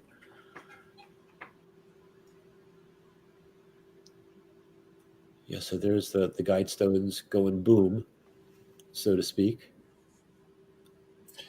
Yeah, initially when we saw this, we had a freeze frame video. We stopped it, and it looked like a big flash of light right above it. So it kind of looked like some plasma struck it. but now those videos that I saved are gone and deleted by the creator. So I'm kind of like, what? But whatever. If it's a bomb, if you like go back, there's also a flash of light off of the that light. The one It to the like left? flashes right before the explosion. Yeah, what For is some that? reason, I don't know why, but that light shining flashes brighter, and I wonder what that is. Yeah, exactly. And then there was so the explosion happened on July 6th. They had the footage of a silver car that was released the next day. Now, what was really interesting is that, and I was like watching the news about this because I wanted to see like what actually happened and what was going to be reported. Then on July 8th, there is the footage of a man placing some kind of improvised explosive device. It appears like under the Guidestones, and I believe we have a video. We can show that real quick. New video will GBI is hoping new video will help them nail down the person responsible for blowing up the Georgia Guidestones. Check it out. The GBI says this video shows the person leaving an explosive device at the structure and then running away. We've circled them for you so you can see that person going in and then running right back out a little bit later. This morning, the Elbert County District Attorney is promising to prosecute whoever caused this drastic scene here, blowing up the Guidestones. The prosecutor says whoever is behind this, they say they're going to catch them for sure. Now, we do understand only one portion was damaged on Wednesday, but they had to demolish the whole thing because of safety. And you said to me that you thought it was suspicious that the one where the guy's running, there's no time stamp on that, and it just goes right to a time-stamped video with the explosion. So that also makes me suspicious if there's like a change with the narrative of the belief around this, and people are saying possibly direct energy weapons. Like that's why I thought initially when I first saw that the video where there's like a flash coming down, but now I can't find that video anymore. So did it never happen? Is there other timelines? What's going on? Yeah, I know it feels like other timelines because like I said, like I was watching the news. So July 8th is when they released the video of the person going up to the Guidestones and then running away. It's interesting, like you said, there's no timestamp on that particular video, but it looks like somebody was just videotaping the surveillance footage, and it wasn't actually the surveillance footage. They just had they were actually recording it on their phone or something. So maybe they cut off the time, whatever. But when I was first looking into this, I was reading into it that it was some kind of a lightning strike. And then, then it was going back and forth, lightning, explosive. So it was almost like there was some kind of a timeline change, even a directed energy type thing. So there could have been multiple timelines, almost like what I call these hairball of timeline events. But basically, this is the timeline that we're in right now. And I find it very curious that when there's an explosive device, for sure, there's remnants of it. And they could actually get DNA from the person that created the explosive device. But what did they do? The first thing they did is they just removed everything. It was a crime scene. And the official statement is because it was dangerous. And I guess they thought people would be going up to the Guidestones for whatever reason. They just removed everything. So it's almost like the scene of the crime for one of these controversial places in the United States. It seems like it just went away too fast. So no matter how you look at it, it seems like something is a little bit suspicious with this. So this is like one aspect to it.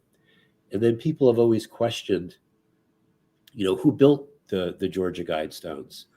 And I wanted to just talk about that a little bit, just so people can, I'm not saying that what I'm going to say is true. I'm just going to say it's a way to possibly connect the dots as to like who built them and why.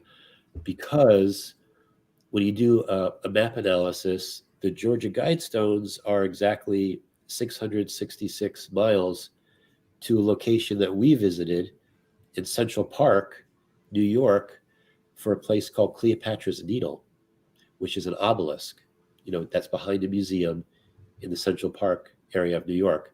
So if we go on to the next slide that talks about this, okay, so the Rosicrucians, could they somehow be linked to this? Because no one knows exactly who built them.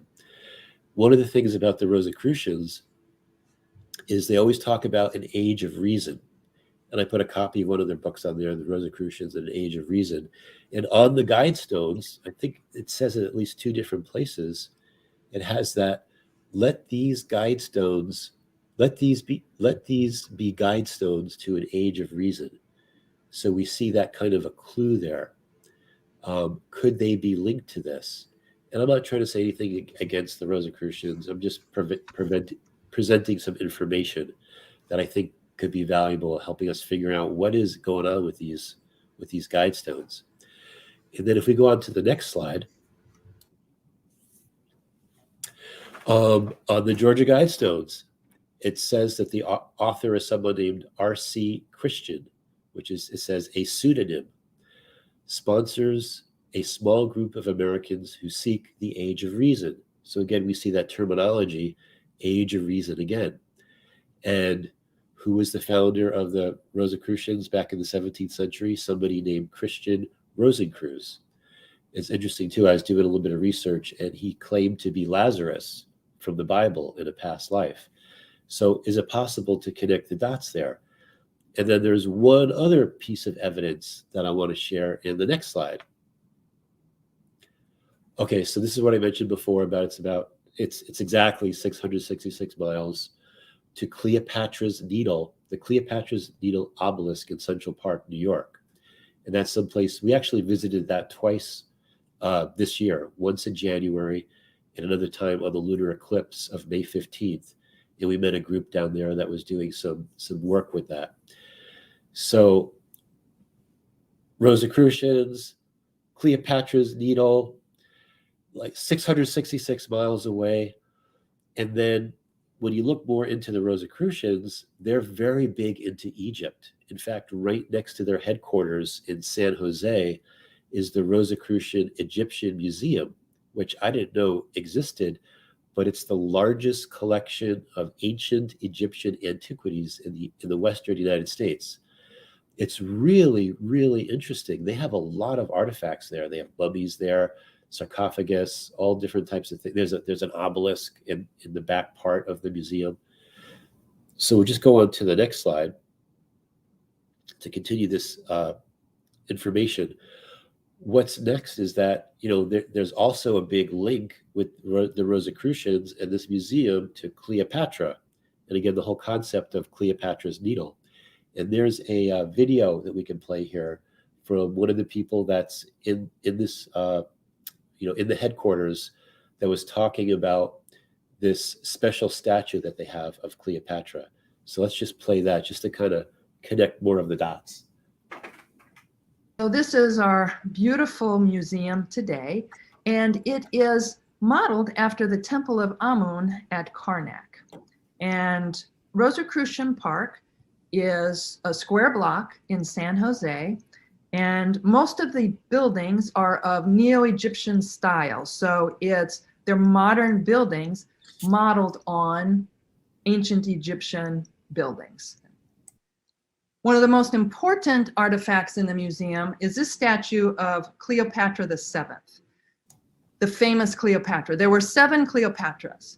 She was the last and the most famous one. And there are only 7 of these statues that still exist in the world. And she has traveled as part of the British Museum's exhibit on Cleopatra. She's been to London and Rome and New York and Chicago. This is a really important artifact. She's maybe 2/3 size of how tall I am. So she's full size, but on the small side.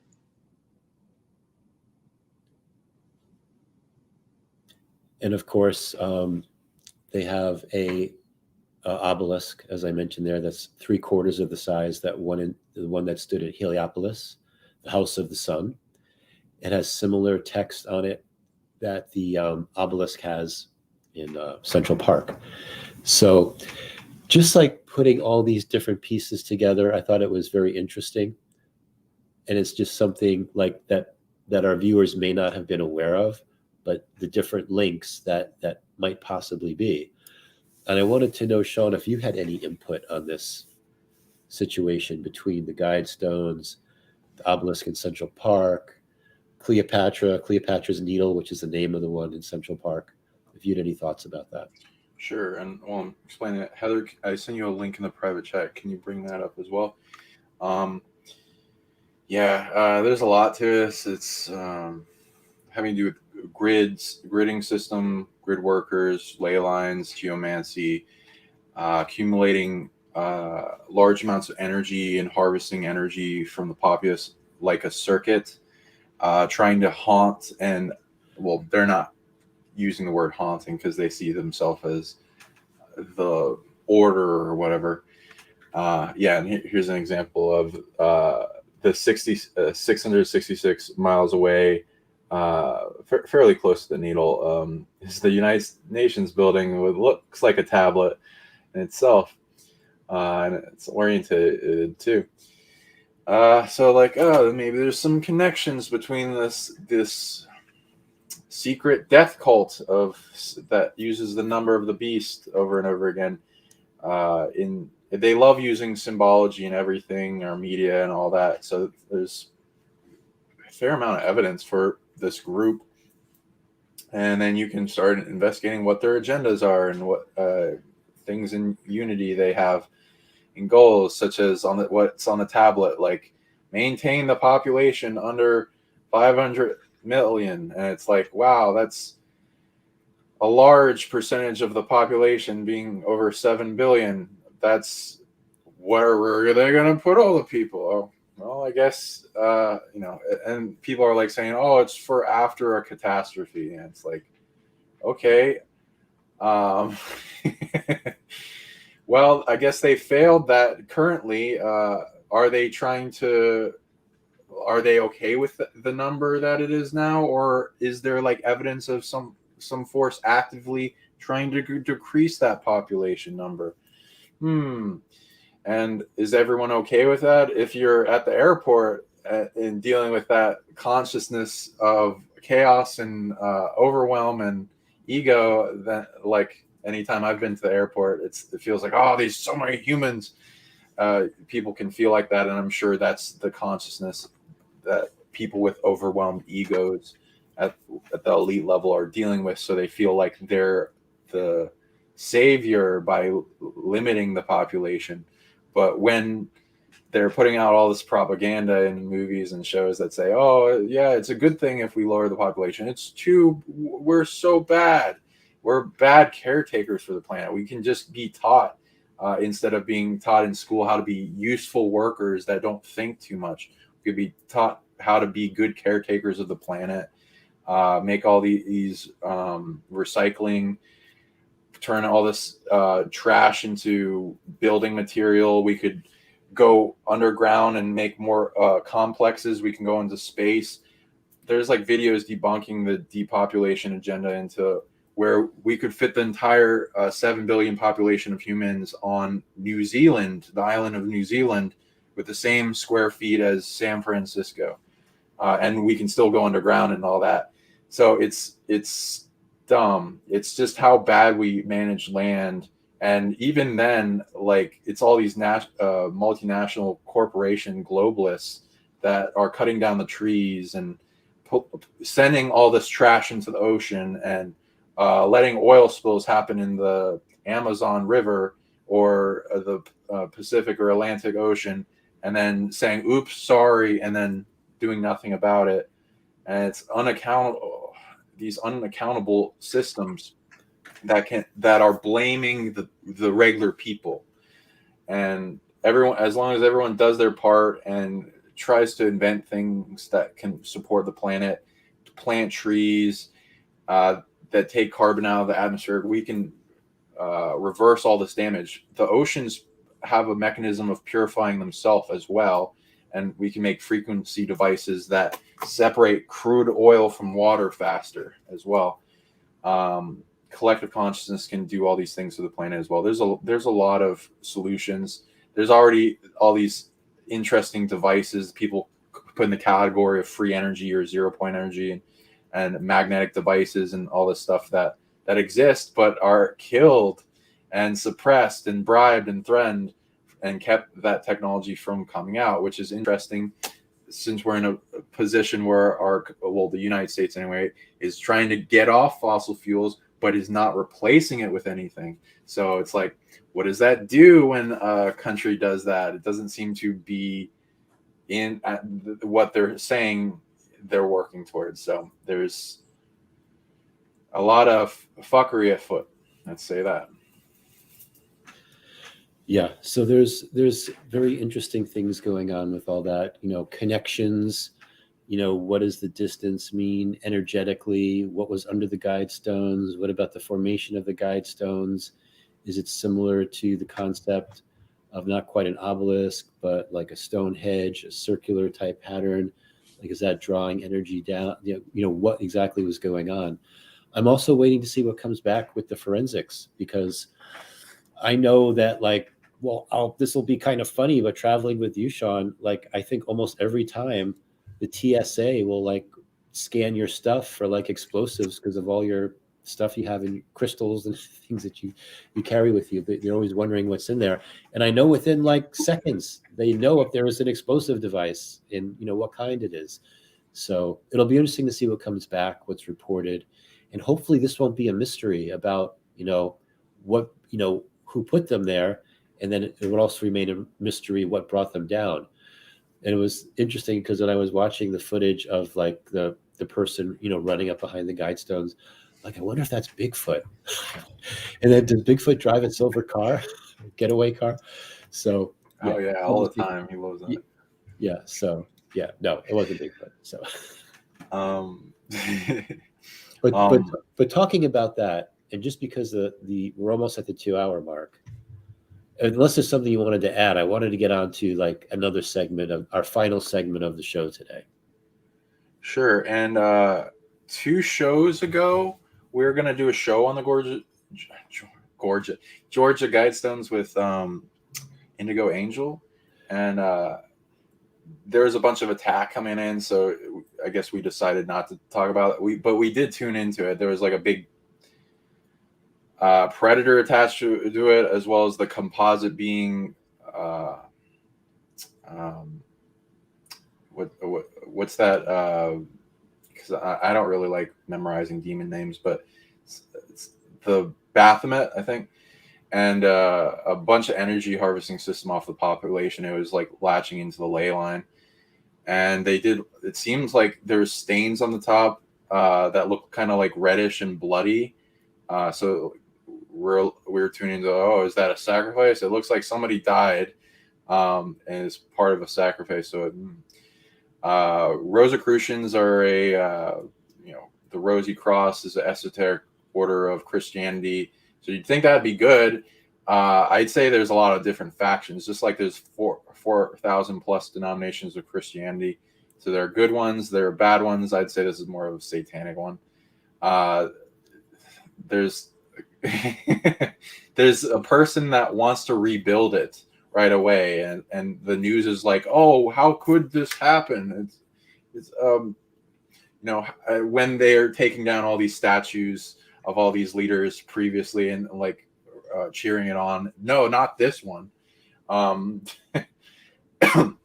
then with the depopulation, Elon Musk, as an example, said we don't have an overpopulation problem, we have an underpopulation problem. It's declining, and the birth rates are declining, which can cause huge civilization collapse.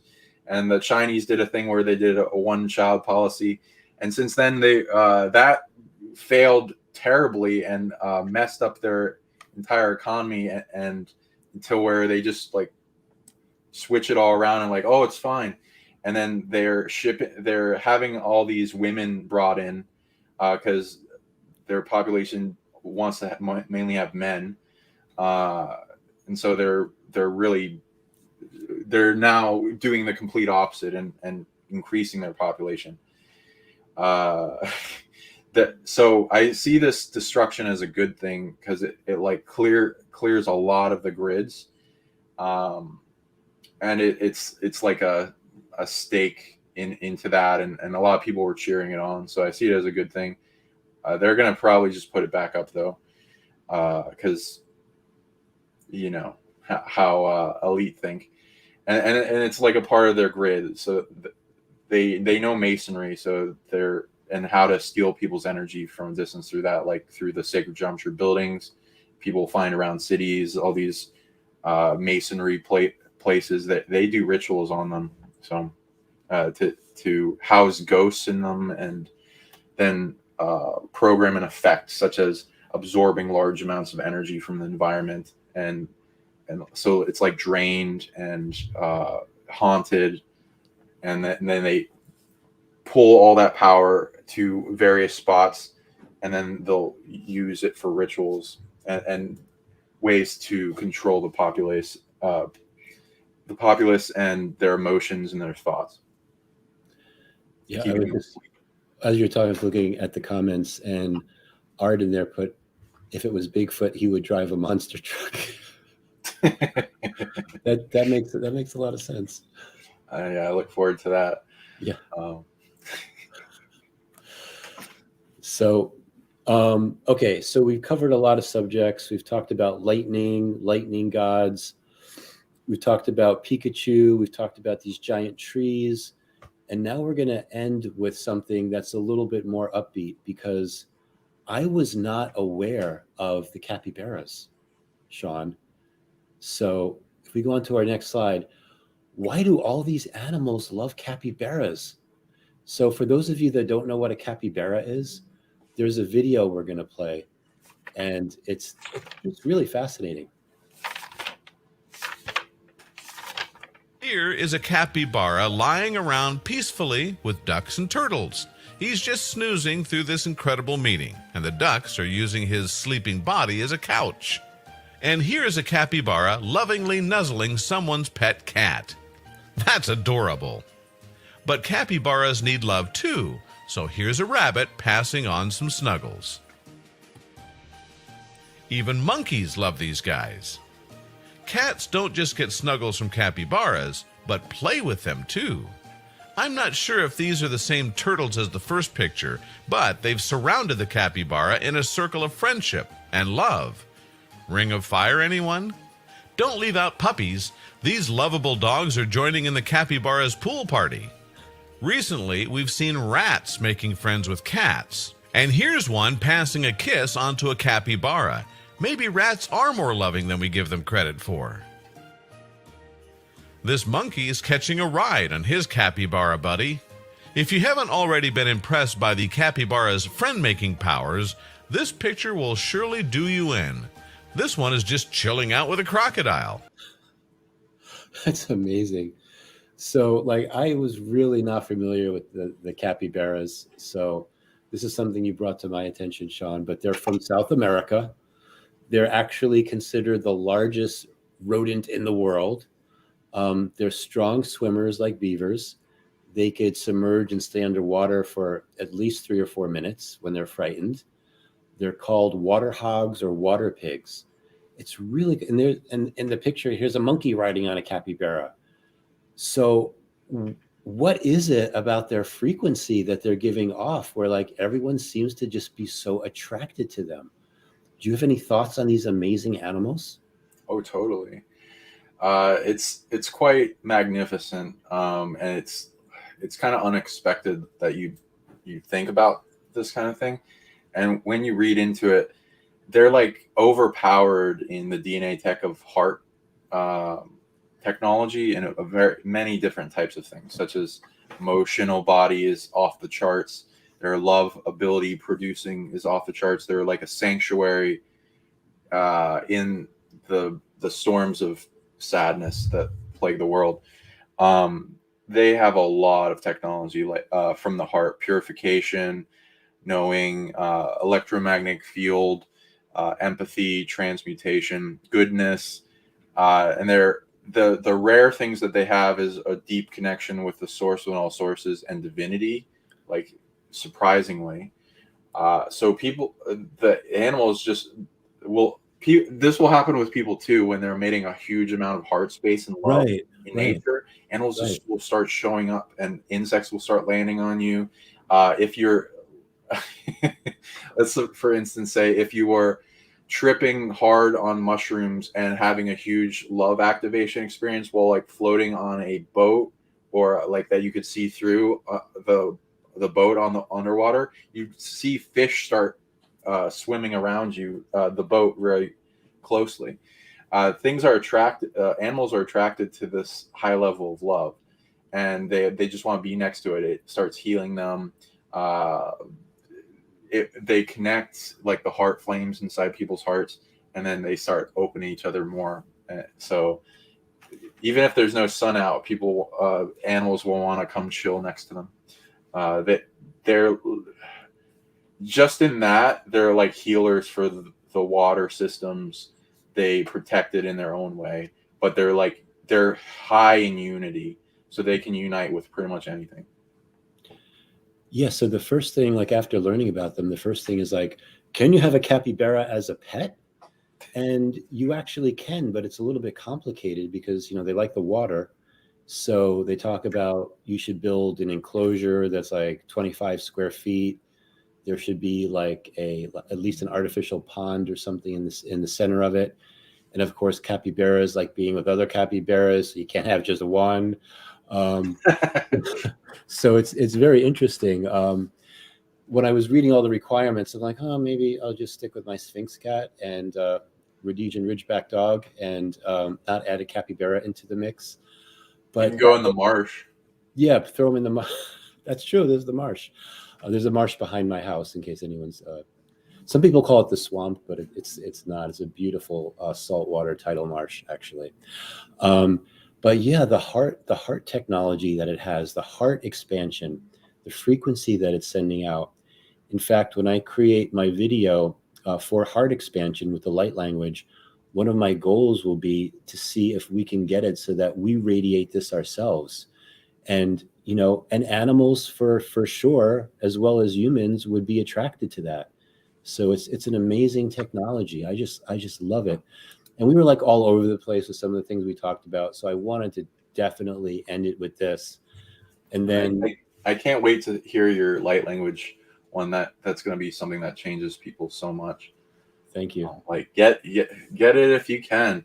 And please tell Chris to do more videos and video products and stuff to motivate him and let him know how much his videos have profoundly changed your life. It helps him quite a bit, and he appreciates them.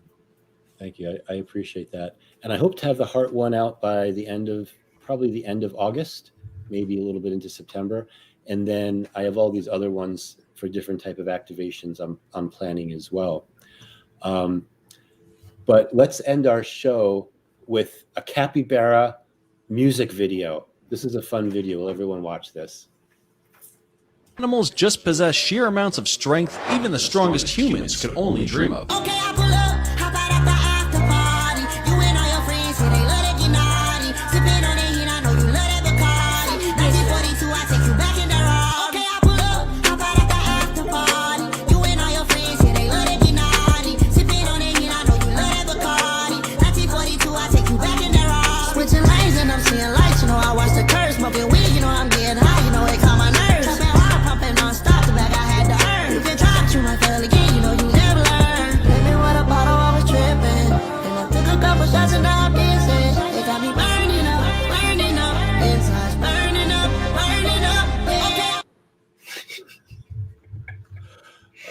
Yeah, who's that Pokemon?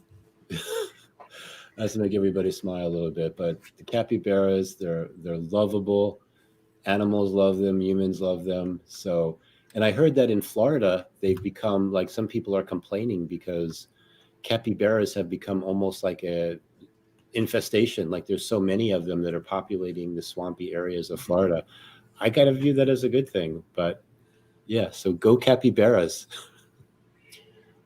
Yeah, I'd have to like look into like what their effect on the ecosystem is, if they're just complaining because there's a lot of them, or if they're actually like some toad species and snake species that will compete with others and obliterate one species. That would be bad. But yeah, that might be a good thing if there's a bunch of cuddly, healing, grid working capybara going throughout Florida. Just like that, Florida, was it leopard? Is like a leopard in Florida now or something? I'm not aware of that, but that could be. But these capybaras too, they're not carnivores. They eat like grasses and sweet grasses, so they're vegetarians. It's just like I had no idea about the capybara, so I'm so happy to have discovered them. Well, then I wouldn't think of that as invasive unless they're running out of grass. But whatever. Too much love. There's too much love in Florida. Whoever came up with that. So Chris, can you tell us how people can reach you and support you? And we'll talk about the meditation thing again. Yeah. So if anyone wants to find my YouTube channel, well, you've already found it because you're watching my video here. I do have a website, quantumbusinessman.com, which I do need to update. One of the many things.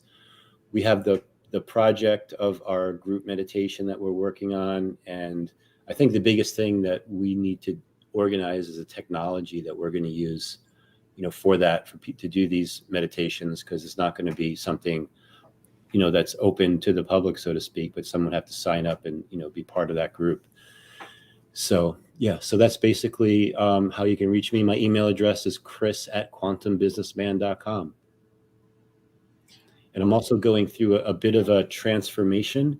So I'm beginning to, and people will start to see this, I'm going from quantum businessman to incorporating more of the concept of blissness, from business to blissness.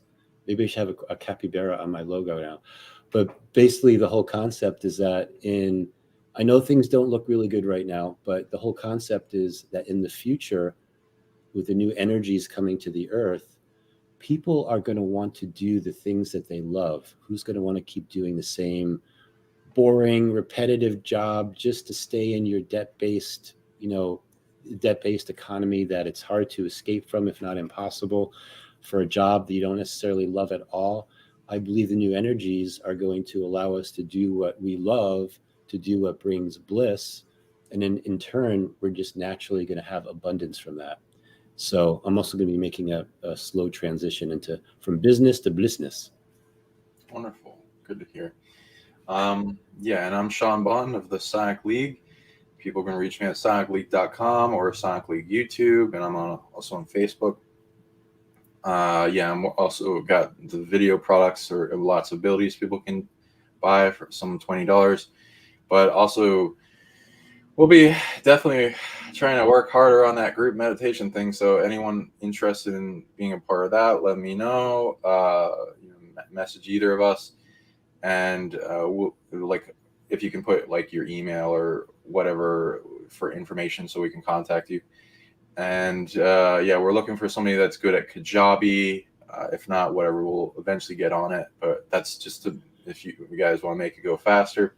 And we're going to have all types of evolving activities with that. And we're also looking for what things in your business are you looking for?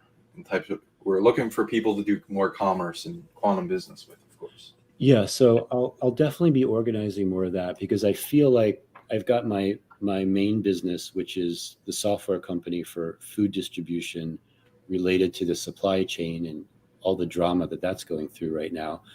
And then I feel like this other part of this other type of work that I'm doing, as far as helping people understand reality and how to work within the hologram, so to speak, and how to understand it better, that's becoming more of a thing. So it's almost like I need to build a team for that.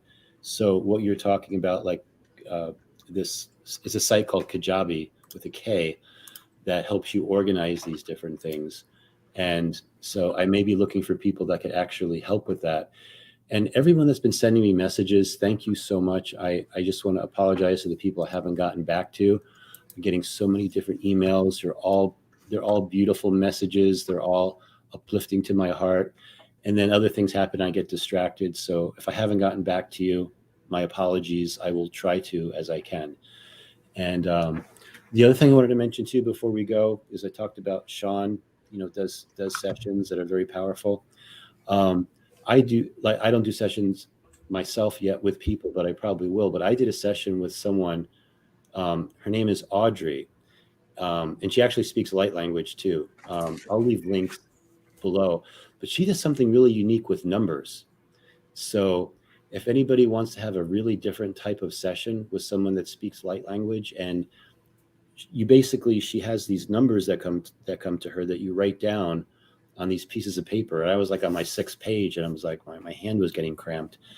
But everything is numbers in the hologram. And do you remember, Sean, you were reading into that? Like, what do all these numbers actually mean, and how do they help you? Do you remember a little bit of that? Yeah, I was reading. It's like code unlocking for the higher selves limits on their, and on releasing those blocks of its expansion, and a lot having to do with the connection of their greater soul and bringing that in, like a river flowing in to integrate, and what's like holding it back from like an hourglass, and so it flows in and then expands. And there's like each of the numbers like builds up a large code equation to make that happen. So it was pretty cool. Yeah, it's good to see that method. Yeah, I never heard that before, but we all have different gifts. We all have different abilities, and it's really cool to be able to share that with other people, and we all can help each other advance in the Earth game here in all different ways that I never even knew were possible. So, exactly. Yeah. Yeah, and anything you want to say about the food supply chain? I put a link in the private chat on that Clower and Pivot thing. If you didn't want to say anything, we can bring that to everyone's attention in the audience. If you can bring that up, Heather. I don't know. You want to describe? You want to say what that's about? Because I've heard this strategy mentioned before. Yeah, if you can just bring up the Wikipedia article, I'll like read a little bit of it. Yeah, so the Clower and Piven were both professors at the Columbia University School of Social Work. The strategy was outlined in all this stuff. The Weight of the Poor, the strategy to end poverty. The two stated that many Americans who were eligible for welfare were not receiving benefits, and that a welfare enrollment drive would strain local budgets, precipitating a crisis at the state and local level that would be a wake-up call for the federal governments, particularly in the Democratic Party. There would also be side consequences of the strategy, according to Clower and Piven. These would include easing the plights of the poor in a short term through their participation in the welfare system, shorting up support for the National Democratic Party, then splintering by pluralistic interests through its cultivation of poor and minority consultancies by implementing a national solution to poverty and receiving local government and financial, political, on numerous burdens of public welfare. So the strategy, like to break it down, it's like there's a concept of you trying to use the strategy, overwhelming the welfare system and having people constantly get money to, for the idealistic thing of supporting people, and then doing it too much to where it destroys the economy and it destroys a country, and then cutting off oil supplies, blocking food distribution, and lessening trade, and putting all these blocks in that you could evidently see if they were manifesting to destroy a economy of a country, to bring everyone to poverty, to lower their consciousness, get them in survival mode, distracted, easily more controllable, to cause a revolution that would then usher in things like socialism. So I see. let me know if you see any of that. But whatever. No, and then, like, you know, there's good people in socialism. It's like capitalism and socialism both have its negative things. It's like if we come together in peace and talk our differences out and stop hating each other, then we can. It's like balancing the left and right hemisphere of the brain. Without each other, we get very overbalanced in the negative aspect.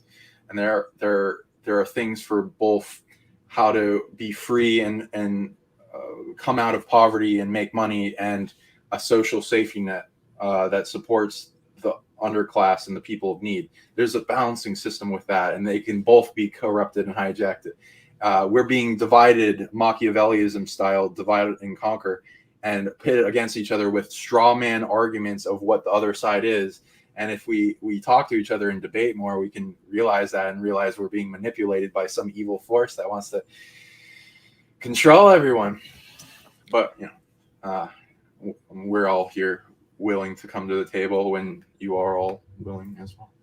Thank you guys for holding up your flaghold of awareness in that big weight on your shoulders of truth and what it takes to walk around society with that while everyone's asleep, well, mostly, and then helping with your chess moves and dealing with the catastrophes and the suffering and the starvation of all these countries going through right now. We're all going through it, and it's being blamed on Russia or COVID or climate change and all this other stuff. And you guys know what it really is. So thank you for holding that up. Yeah, and I want to thank everyone's support as well for the channel, for myself, for you, Sean. You know, together we're all figuring out a way to like get us through this and not let fear affect us, because that's what everyone can feel for sure, like all the fear programming. And when we get to the level where we can actually understand that and observe it, we can push it away. And the best thing I find is just not stop watching the news or even the headlines. It's like the Matrix is like purposely programming us to be in that fear mode. So we need to break out of that. And we are. A lot of people are. So don't be trapped in it. So with that, I want to close this episode of our Symphony of Realities podcast. Our next one will be episode 11. So we can look forward to that. Probably coming in September. Thank you all for coming. Appreciate you. Yeah, and share this as much as possible if you want to see more, and if you want to see more of these shows faster. Yeah, the more it gets out past the censorship algorithm, my God, we really appreciate you for helping share these videos, and thank you for being part of the family, keeping this awakening going. Thank you all. Until next time.